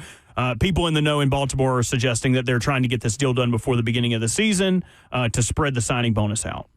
Mike Garafolo adding that teams did inquire about Dexter Lawrence leading up to last year's trade deadline, but those talks went nowhere as Giants general manager Joe Schoen wasn't moving a big piece without a huge haul. Schoen reiterated last month the plan is for Dexter to be on our roster, which is very generic. Now, how this impacts the Titans theoretically is the Giants pick right after the Titans. And there's not an interior defensive lineman this year that is a Dexter Lawrence or a Jeffrey Simmons or any of that. There's obviously a lot of edge players. And Who is the best interior D lineman in this draft? Is it probably the Clemson kid, Peter Woods? It depends on who you ask. A lot of people are mixed on him. He was asked to play a lot more 0 and 1 tech, so he gained a lot of weight.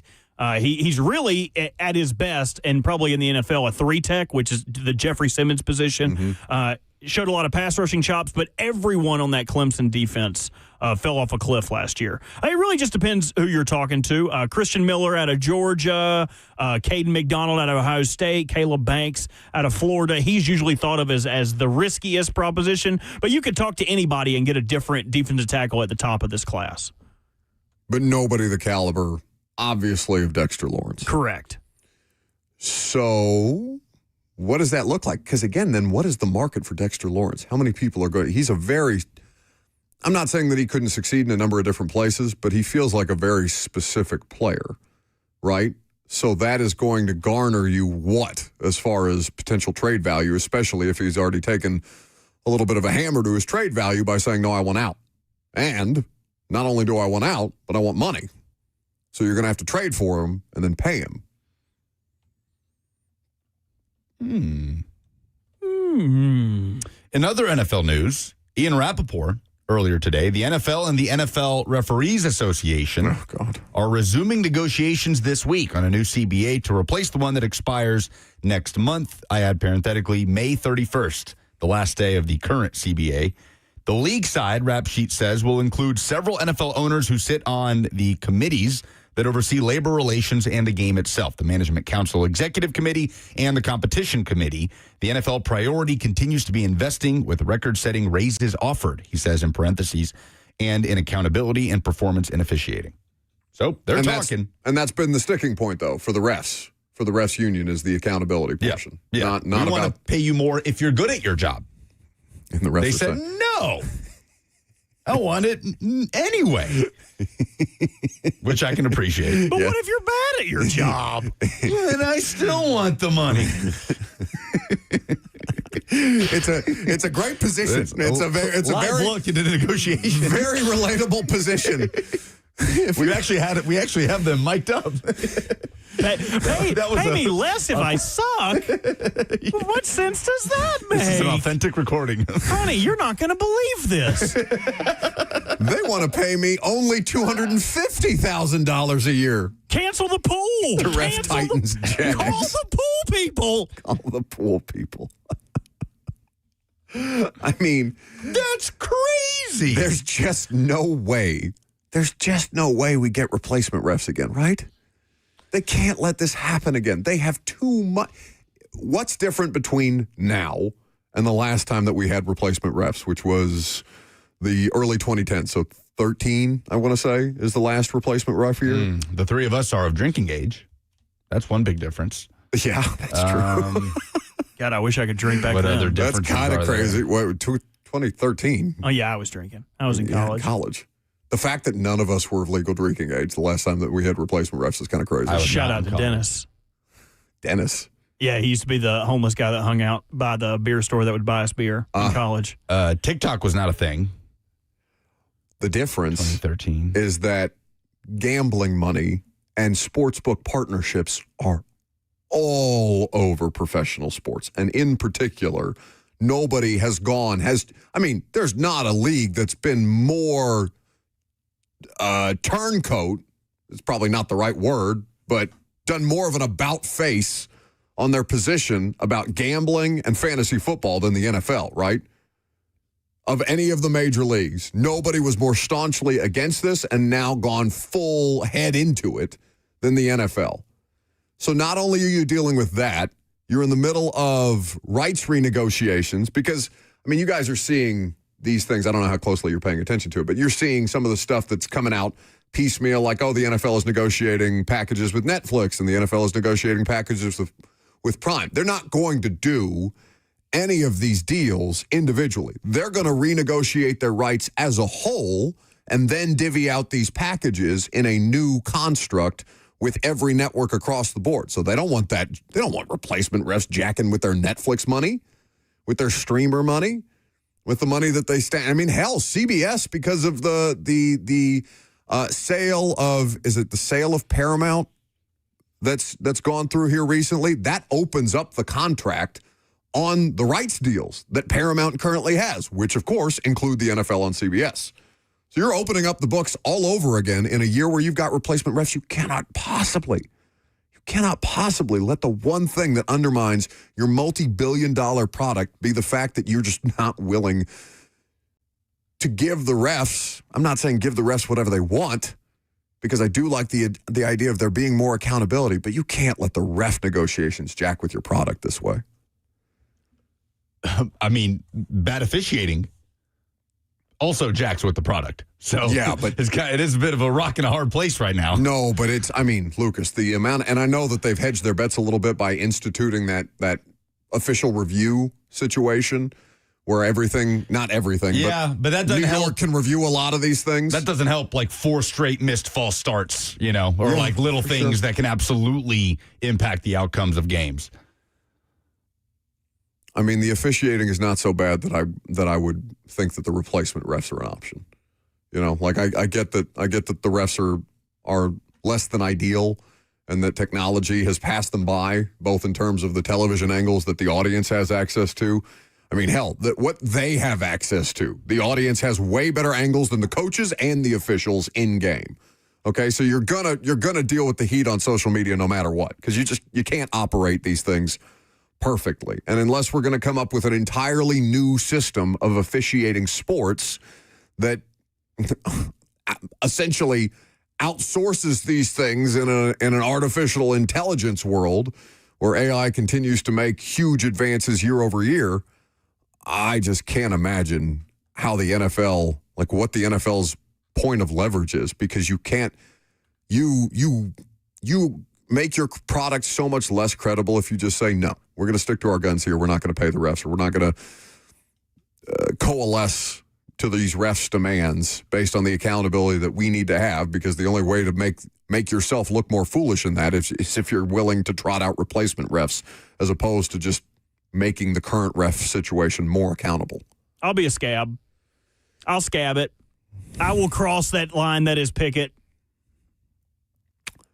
I feel like you are particularly ill-equipped to do that. No, just give me all the Ravens games. I'll be fair. I promise. What's the one that gets to throw the flags, like the head referee? That's me. That throws the flag? I mean, they all throw flags, right? Yep. Game over. Ravens win. 615-737-1045. Jacob Bray says, pay them more, but require them to answer questions from reporters. Well, they do require that now. For what it's worth, when there are controversial officiating calls, now we don't all get into a press conference situation with the head official, but we do have, in years past, it's been John Glennon. I think most recently our pool reporter is Nick Suss. It's the job of the pool reporter to go with a set of questions that all of us have come up with and ask those questions of the officials. We did that most recently. What was the game?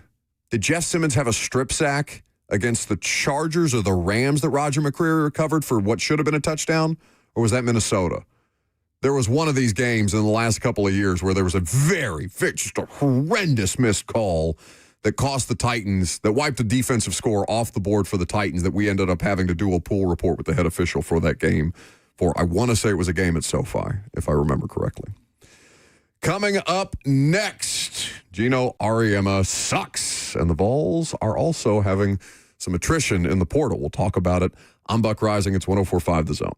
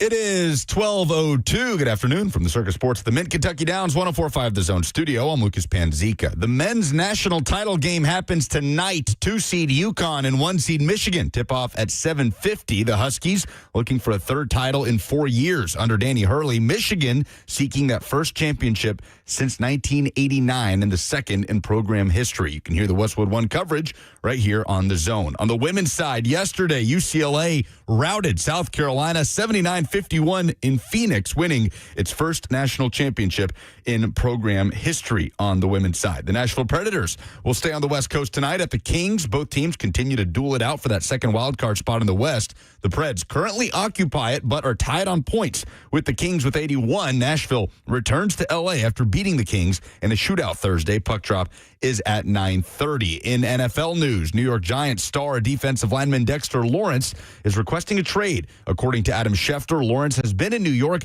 since being selected as the 17th overall pick in the 2019 NFL Draft. In college hoops offseason news, Tennessee basketball set to lose a couple of big men over the weekend. Reportedly, Cade Phillips set to enter the transfer portal. And as of today, On3 Sports reporting that forward J.P. Estrella plans to enter the portal as well. For all your foundation repairs and waterproofing needs, visit USSTN.com. Breaking news at once on your home for the Titans and Vols. This is 104.5 The Zone.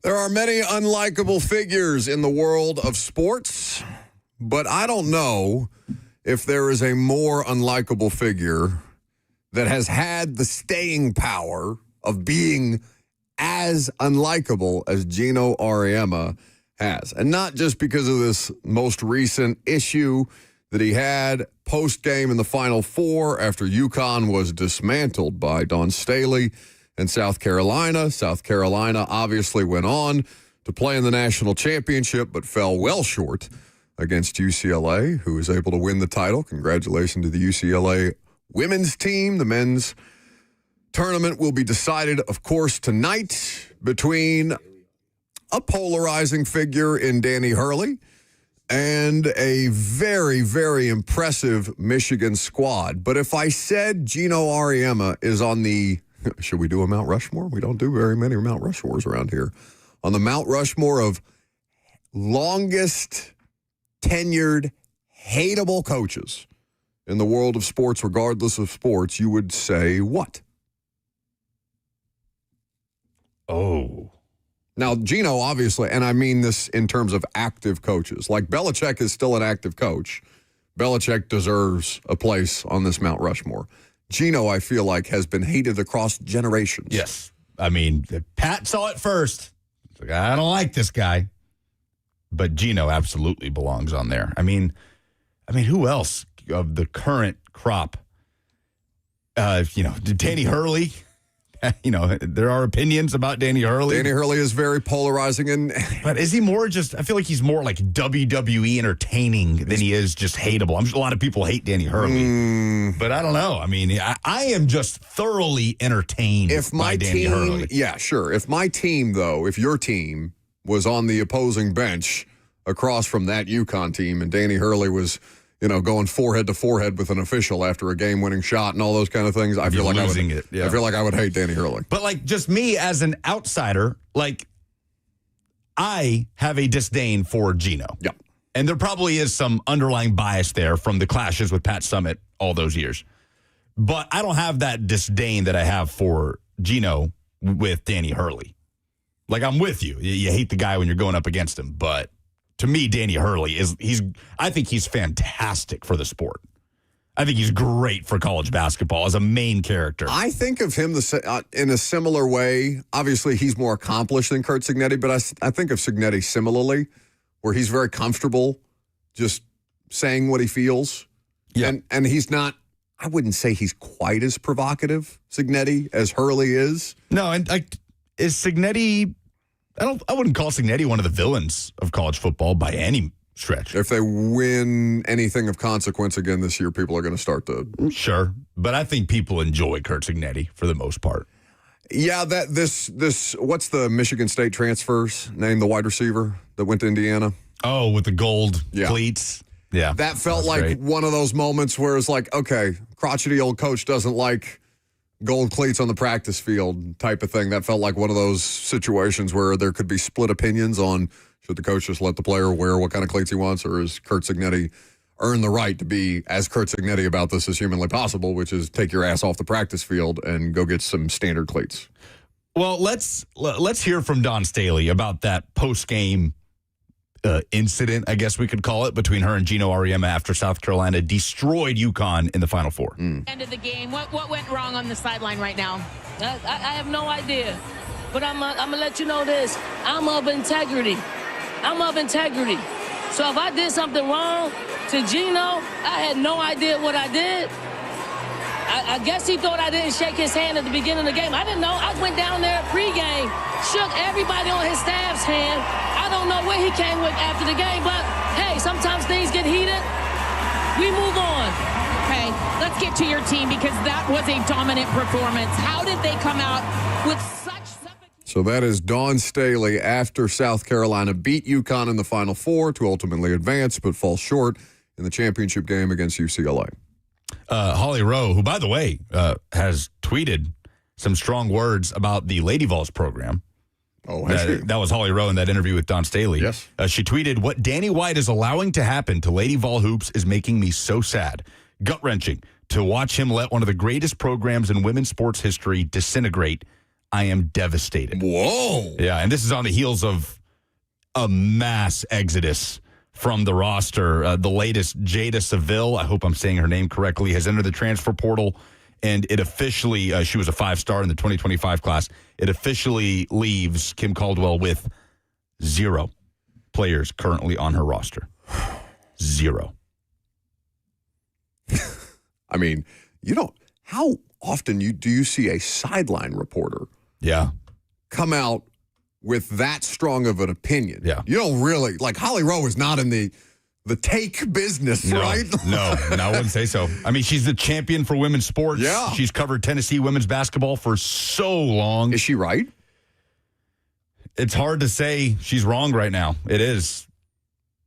It's tough for Danny White because firing a coach now is admitting you botched it. You made a mistake. I understand the perspective of letting a young coach see this through and believing in that coach. But right now, it's hard to have anything to believe in with that program. What's her staff attrition like? You probably wouldn't know that. She just had one staff member leaving for sure. As far as I know, that's the only change in staff. I believe it's been one notable change. I could be wrong, but that's all I have seen. Because that to me would be, the next level red flag of, the coaching staff wants out of here too. Because she in her end of season commentary talked about how she made mistakes about pivoting the way that she wanted to play and how the roster basically lost belief in that, and that she mentioned that some of the coaching staff lost belief in her ability to guide them through this as the head of that program. Yeah, it's not good, man. Meanwhile, on the men's side, Good for JP is Holly Rowe, by the way. If you feel calling it out. Calling out Danny White. Has Danny White faced any level of real scrutiny? I mean, I know there was some stuff about he and Vitello's relationship at the end that Tony addressed. It all kind of felt like, noise that got overblown. The guys don't have to be best friends. Kind of like Barnhart and Calipari, where they clearly had some tension there, but maybe something there. But it's a professional relationship. Yeah, exactly. But no, I think, Tennessee's athletic department has caught flack here or there. Remember the talent fee that they tacked on to season tickets of a certain portion of the sales that were going to go to talent acquisition, fundraising, things like that. But largely, in terms of on-field results, it's hard to hold anything against Danny White. But I will say, Josh Elander, that situation isn't going great with Tennessee baseball. And the Kim Caldwell situation is developing very poorly. You saw Tony Vontello got his first ejection this weekend. Did he? No. I missed it. Against the Mets. The Mets drubbed the Giants 7-3. He got kicked out, went and talked to the umpire, let him know some things. And I think in his comments afterwards, he said, I said some things in frustration, and that was enough for him. And he got his first ejection. It only took, 3 weeks? Yeah, it didn't take long. That's great. Oh, man. Come back, we miss you. Yeah, honestly. Just give us a reason to care about college baseball. The Josh Elander thing, and again, I mean that when I say it, we have not paid a lick of attention to Vols baseball. This Like, year? The No. first time that I looked at a Vols baseball game this year is when they were playing Vandy, because I just happened to look up at the Phoenix Biltmore and was like, why the hell is the Vols Vandy game on at a poolside bar in Arizona? I was very confused by it. It was fine. 3 straight walk-offs. Yeah.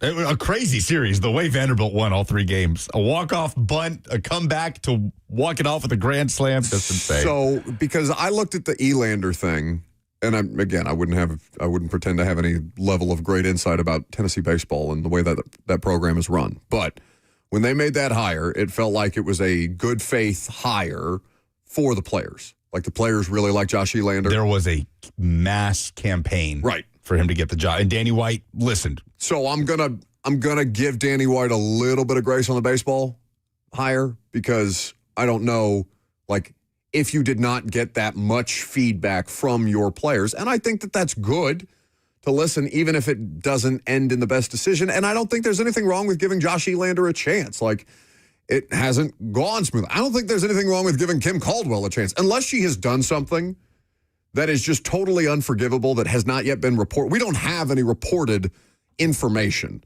on, did she do something specifically that completely saw that program check out on her? That program being her coaching staff and her players, who have basically gotten the hell out of there to the point where the Lady Vols have nobody under scholarship right now. There's been no reporting on that specific situation. So I'm not for firing Kim Caldwell just because she had a group of players that didn't like her. But I do think that you come to any job at that athletic department, in that athletic department, with a fan base that passionate, is going to be a fishbowl. And you're going to have a lot of extra scrutiny that your average college baseball program may not have. They are a championship baseball program. They are a championship women's basketball program. And so there is a standard there that has to be upheld. TBD on Elander. Right now, Kim Caldwell, early returns are not great. Yep. But less than not great. It's 8 straight losses to end their season, right? Yes, 8, if I'm not mistaken, including the tournament loss. Disaster. So a step back, a learning curve is expected, but this has been a bottoming out of pretty insane proportions for a program like that. And like you said, Holly Rowe speaking out like that is very, very strong. It's rare. Yeah. So anyway, Gino sucks. Trey Wallace has been covering the men's Final Four. He'll join us coming up next.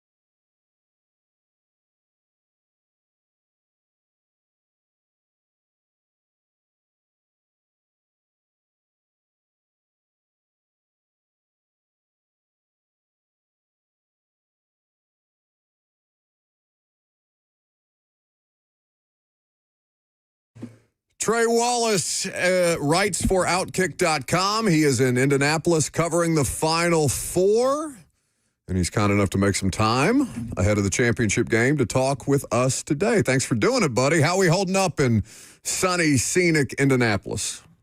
Yeah, I can't complain, man. I think probably the worst part is having to wait until 9 o'clock tonight for a tip off. Like, like if they could get around to, I'm not trying to compare to like football. It is what it is, but I mean, at least we get like a 7:20 kick for college football. So that'd be kind of perfect if I didn't have to wait till 9 and finish up around 3 o'clock in the morning. But I'm excited. This is going to be a fun game. Well, I said that heading into Final Four weekend about both of these games.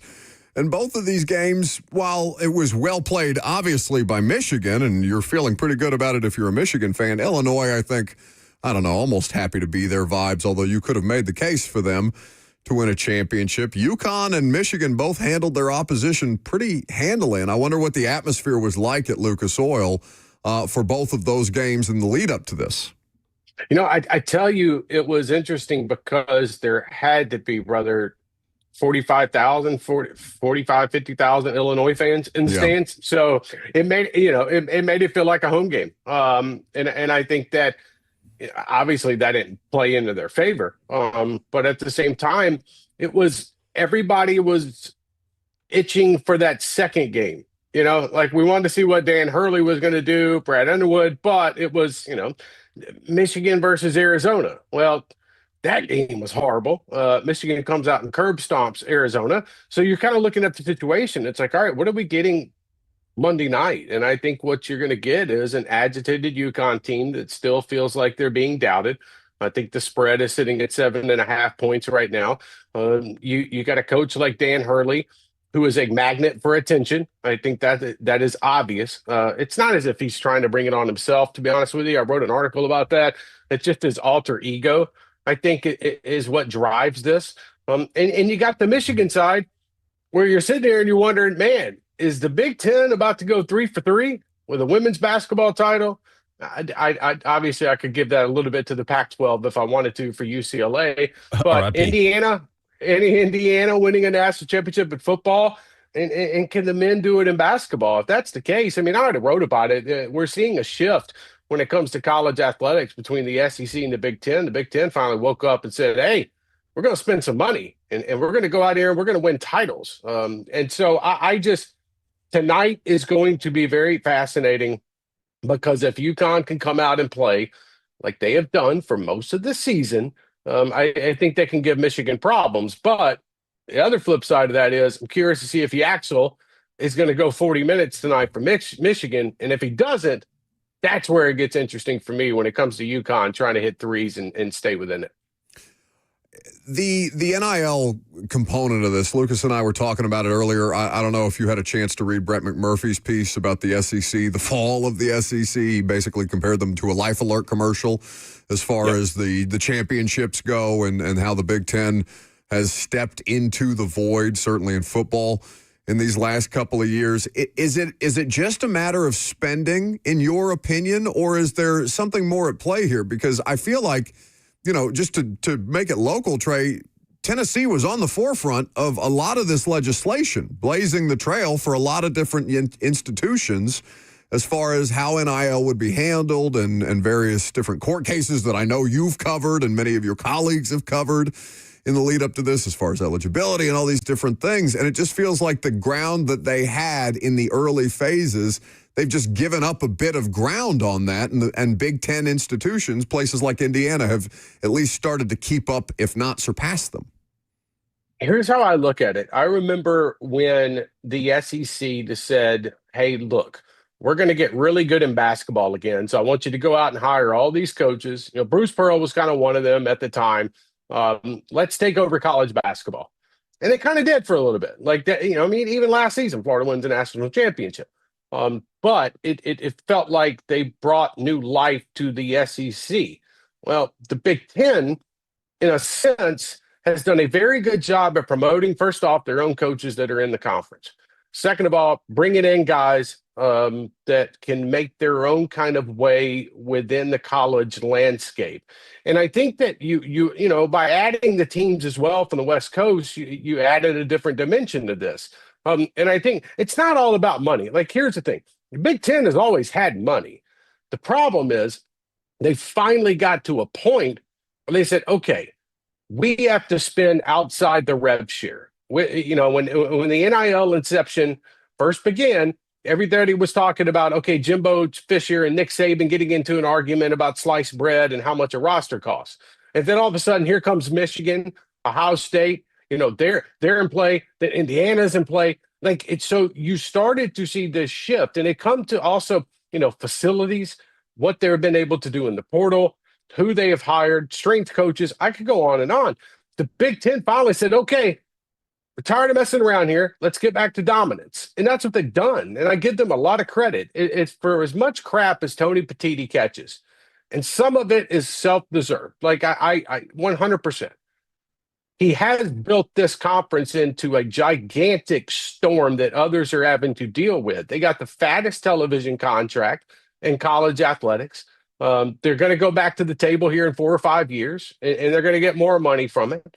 And all the while, the SEC is, you know, when Nick Saban left, it kind of changed the SEC a little bit. You still had Kirby this offseason, or not even offseason, heck, during the playoffs, it was Lane Kiffin going to LSU, and let's look at that, and let's grab all the attention we can.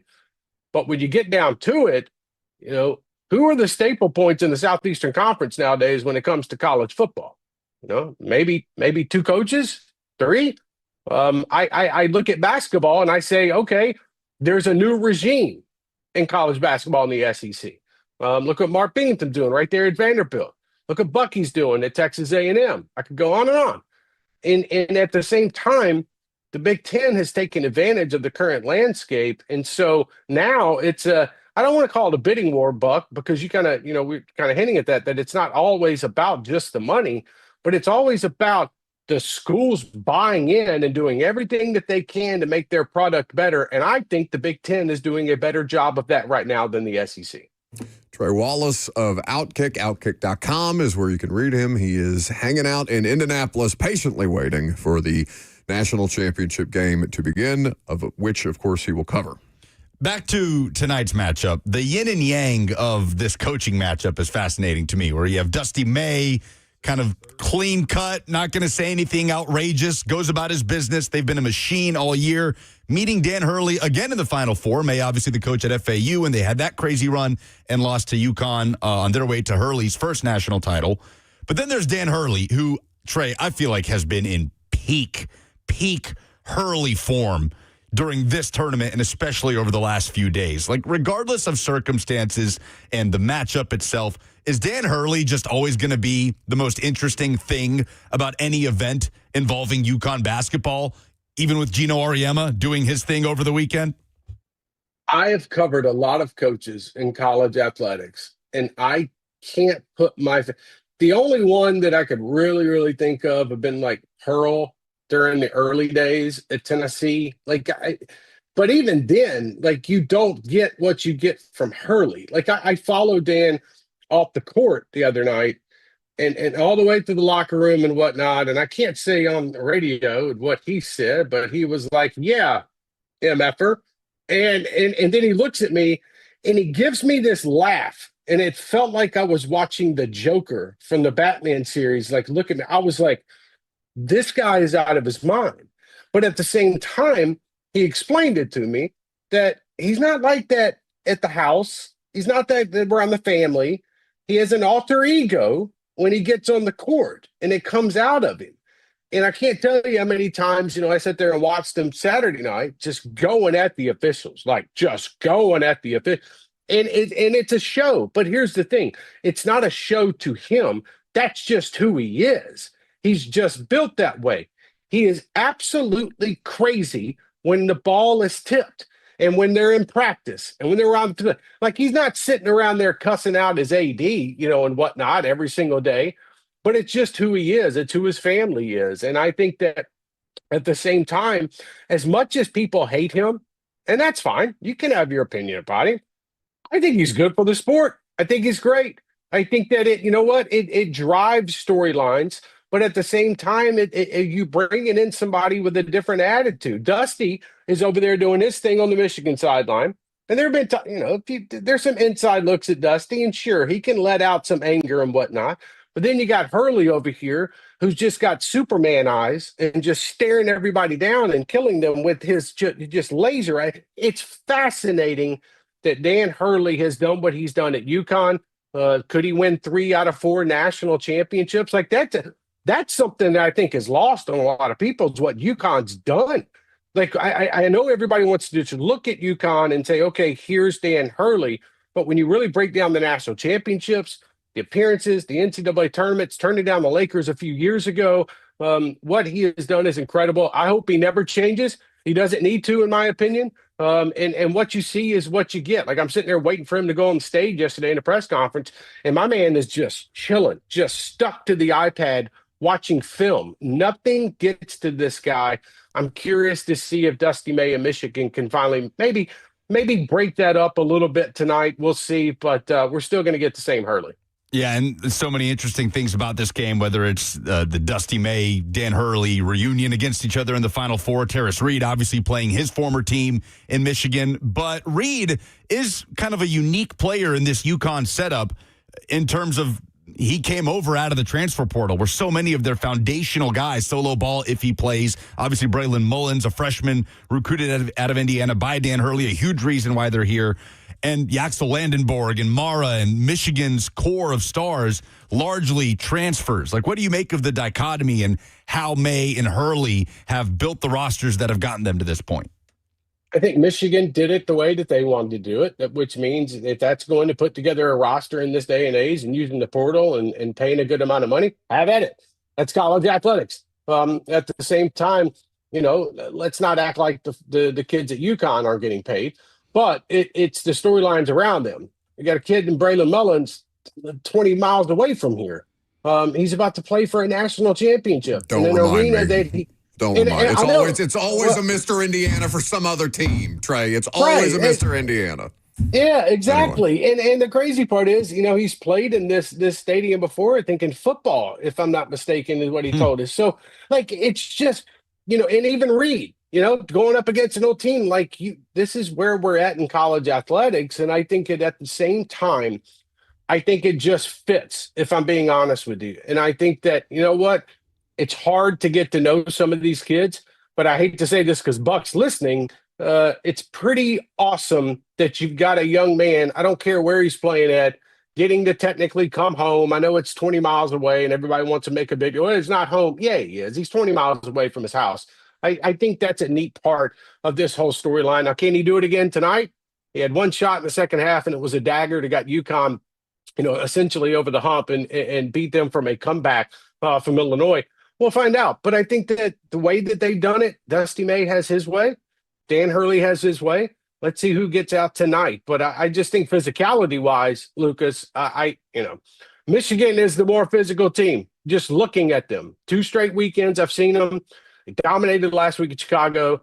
They dominated on Saturday night. Can they do it again? We're going to find out. And I think UConn has the ability to beat them, but they're going to have to beat them in the paint. And I watched Tennessee try to do it last week, and Tennessee got the floor mop with them in the paint. So I don't know what UConn's going to be able to do besides get hot from outside the perimeter. Michigan, pretty heavy favorites tonight in most sports books that you look at, -6.5. Depending on where you are getting your lines. So Michigan is favored. Michigan is who I would pick to win the game, Trey. But as a journalist, UConn better story, right? Oh, man. Yeah, UConn's the better story just because of Hurley and Mullins, and I could go on and on. If Ball's able to play tonight, with that ankle, which I don't think he's going 40 minutes tonight. If he does, it's because he was injected with something before the game and he can't feel his ankle. And at the same time, it's hard to disagree. But then if Michigan wins, it's Big Ten dominance, in 2026, 2025. Yeah. So, how does that go forward? We're going to find out. And at the same time, while all of this is going on, transfer portal opens on Tuesday and North Carolina doesn't have a basketball coach. Like I know they're hitching their bets to Billy Donovan accepting the job, this upcoming weekend. But that has been a big storyline here in Indianapolis that North Carolina is sitting around right now. They've been turned down by a few, and if it gets down to it, they could be calling up Binghamton over at on West End to see if he's interested in coming to Carolina. Man, that would be a crazy ascension for Mark Byington. The component of that, though, that's interesting to me, though, and then we'll wrap up with Trey because I know he's, I know you got time to kill today, but we do appreciate you joining us on a very busy day where he is in Indianapolis covering the Final Four.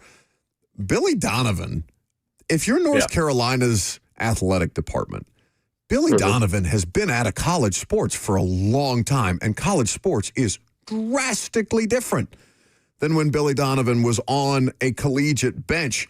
I don't know how, if you're that athletic department, you can swing on another name that may be a bit out of touch unless you have guarantees that Billy Donovan is equipped to handle the NIL era, because I'm just looking down the road at their football program and at Bill Belichick on another huge name that was ill-equipped to be able to handle the situation that he's presently in, and saying, how many more of these are you going to do? Here's what fascinates me about college athletics is that you get to a point where you have a guy like Tommy Lloyd who gets up in a press conference and says, hey, I'm staying at Arizona and not taking North Carolina job. Why is North Carolina in the spot where you're having guys publicly turn you down? I get it from a perception standpoint. Like, I get why you do it. You're signing the extension to stay at these schools. You get more money. It plays more press. I turned down North Carolina to stay at Arizona. Like, yeah, my Michael Jordan is Steve Kerr. Right. Yeah. Like what are we doing here? You know what I mean? Like, I understand it. But the fact that North Carolina is still in the situation, to me, is the most fascinating part of it all. So where do they go from here? Look, I was in Chicago last weekend, and a lot of the talk, I talked to some high-ranking folks over there. He is very much contemplating going back to college basketball. I don't know how that's going to work. We are in a different era right now. I'm sure he's calling John Calipari and seeing, hey, man, how you making it work type of deal. Like, I understand and get it. But I think North Carolina's in the spot right now where they have realized that, okay, this brand is not carrying us like we thought it would. And I think that, if they get past Billy and Billy decides to stay and here's the kicker out of everything. And I wrote about this last weekend. If Billy Donovan takes the North Carolina job, watch out for Dusty May taking the Chicago Bulls job. Dusty May made it point that he's not going to go to a different college basketball team. But all I kept hearing in Chicago last week was, he has aspirations to get to the NBA, and there are going to be a number of openings in the league this year. So does Dusty May potentially make that jump to the professional ranks?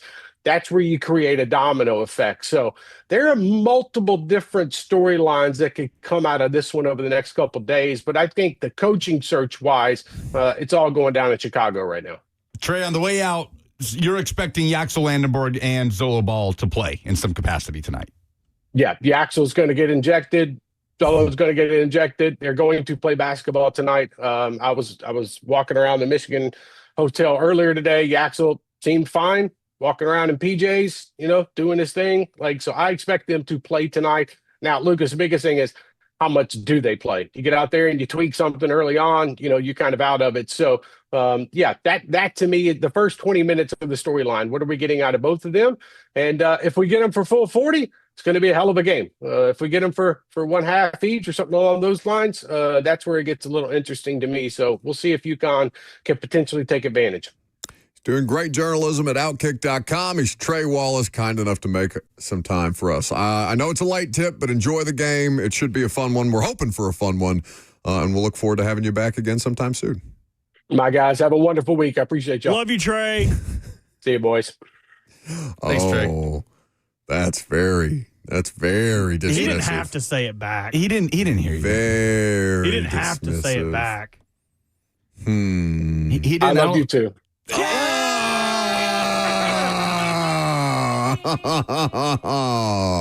did it. An upset. That's a real upset. That's as delayed and I love you as you've ever gotten. That's all it was. It's just delayed. Just a little delayed. We did it. We'll make our national championship picks coming up next.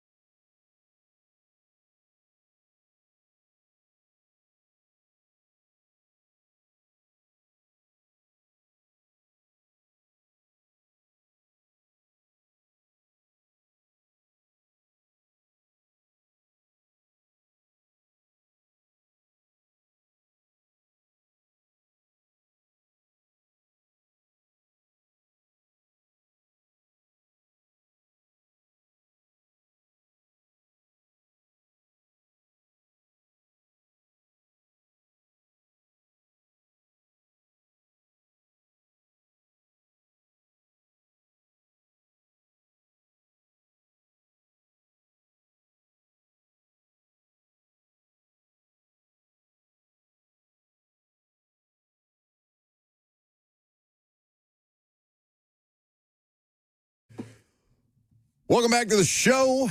Last call for phone calls. We're fueled by Hattie B's Hot Chicken, the best hot chicken in the world. So as I mentioned, Michigan is a 6.5-point favorite in most sports books, depending on where you got it. Against the UConn Huskies tonight. UConn trying to win 3 championships in 4 seasons under Danny Hurley. The idea that Danny Hurley is already more accomplished as a basketball coach than Tom Izzo, who we think of as one of the greatest basketball coaches of all time, and is, by the way. Izzo is absolutely that. The Hall of Famer, yep. But the Danny Hurley, in his short time at UConn, actually, is it that short? How long has Danny Hurley been there? I mean, by comparison. Oh, yeah, by comparison, for sure. Danny Hurley has done things that are incredible. And that's why I asked Trey Wallace that question. Like, as a journalist, what's the better story? Is it Michigan winning the first title for the Big Ten since Tom Izzo won it in 2000 with Michigan State? And then, by extension, the Big Ten winning the national championship in football, the national championship in women's basketball, the national championship in men's basketball. I mean, I would be surprised if an SEC team didn't win the baseball, but we're months and months away from baseball and the College World Series being crowned. So, is that the better story, or is Danny Hurley and a UConn dynasty the better story? To me, it's Hurley. Yeah. Because of the personality, because of the history of that program, because of how difficult a thing. I mean, that tournament, that postseason is more open to the randomness of sports than I would argue any others. Maybe the Stanley Cup playoffs is right there with it. But even then, at least you're getting best of 3, best of 5 series in the Stanley Cup. Best of 7. Is it best of 7 every?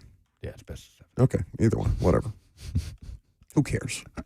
So many people. If it was that many people, we'd be talking hockey more regularly. What Dan Hurley's doing is incredible. I mean, it's just insane. But on the other hand, Michigan has been the best team in this tournament by a large margin. We thought Michigan-Arizona was going to be a classic. Michigan just overpowered them.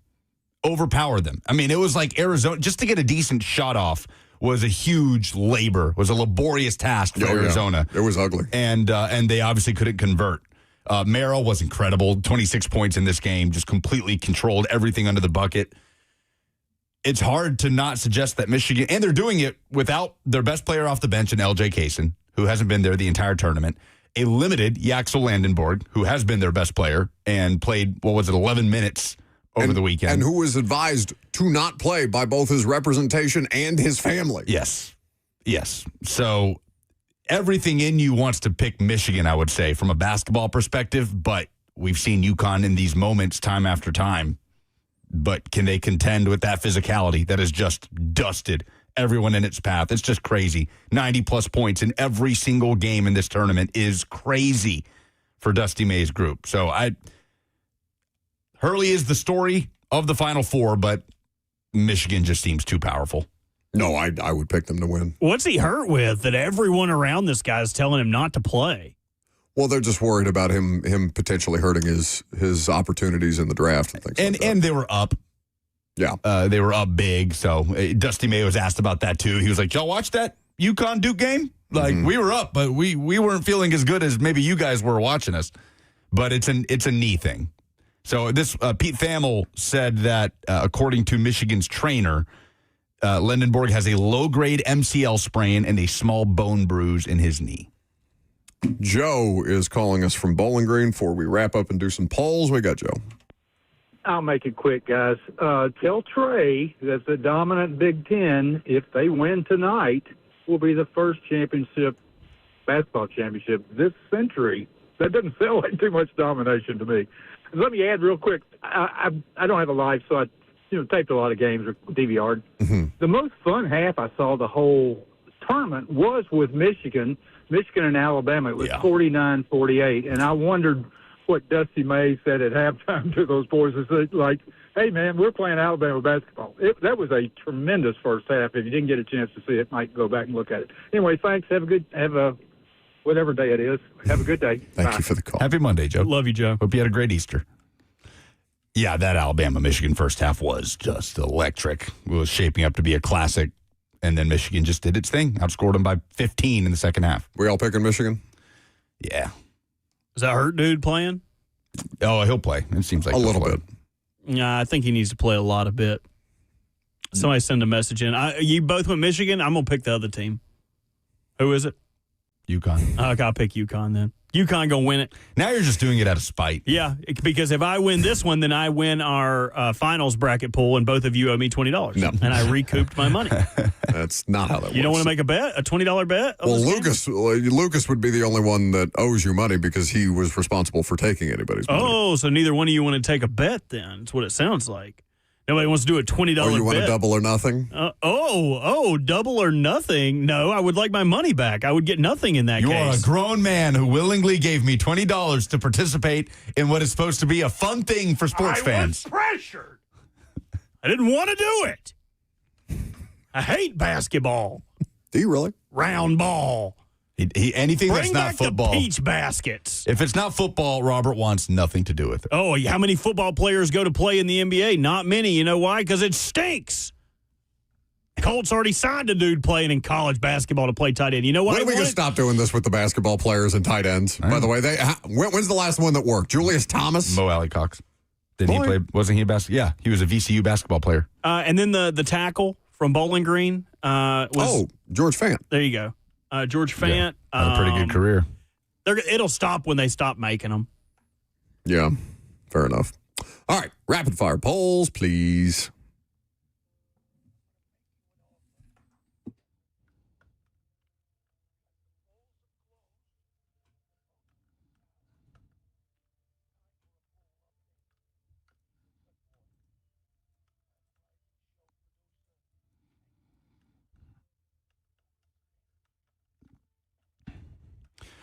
Presented by Two Rivers Ford, the South's most trusted Ford dealer. Who you got, UConn or Michigan? 80% says Michigan. Yeah, that feels right. Who is the most polarizing player in the NFL? Karen says Aaron Rodgers. Steven says Jackson Smith and Jigba. Polarizing? Yeah, I don't know if he knows what polarizing means. Who hates Jackson Smith and Jigba? Seattle's probably the closest to a pole. Yeah. Maybe Miami with the South. Who would be the closest to a pole?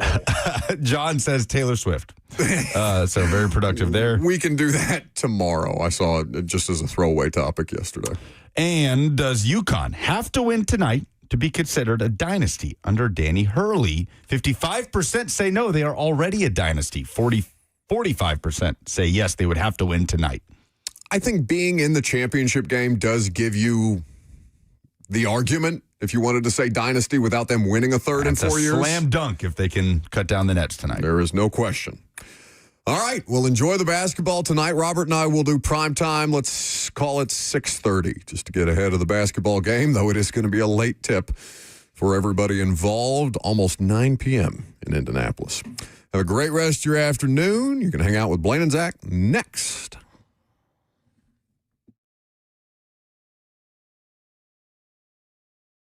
This is a different court, Blair.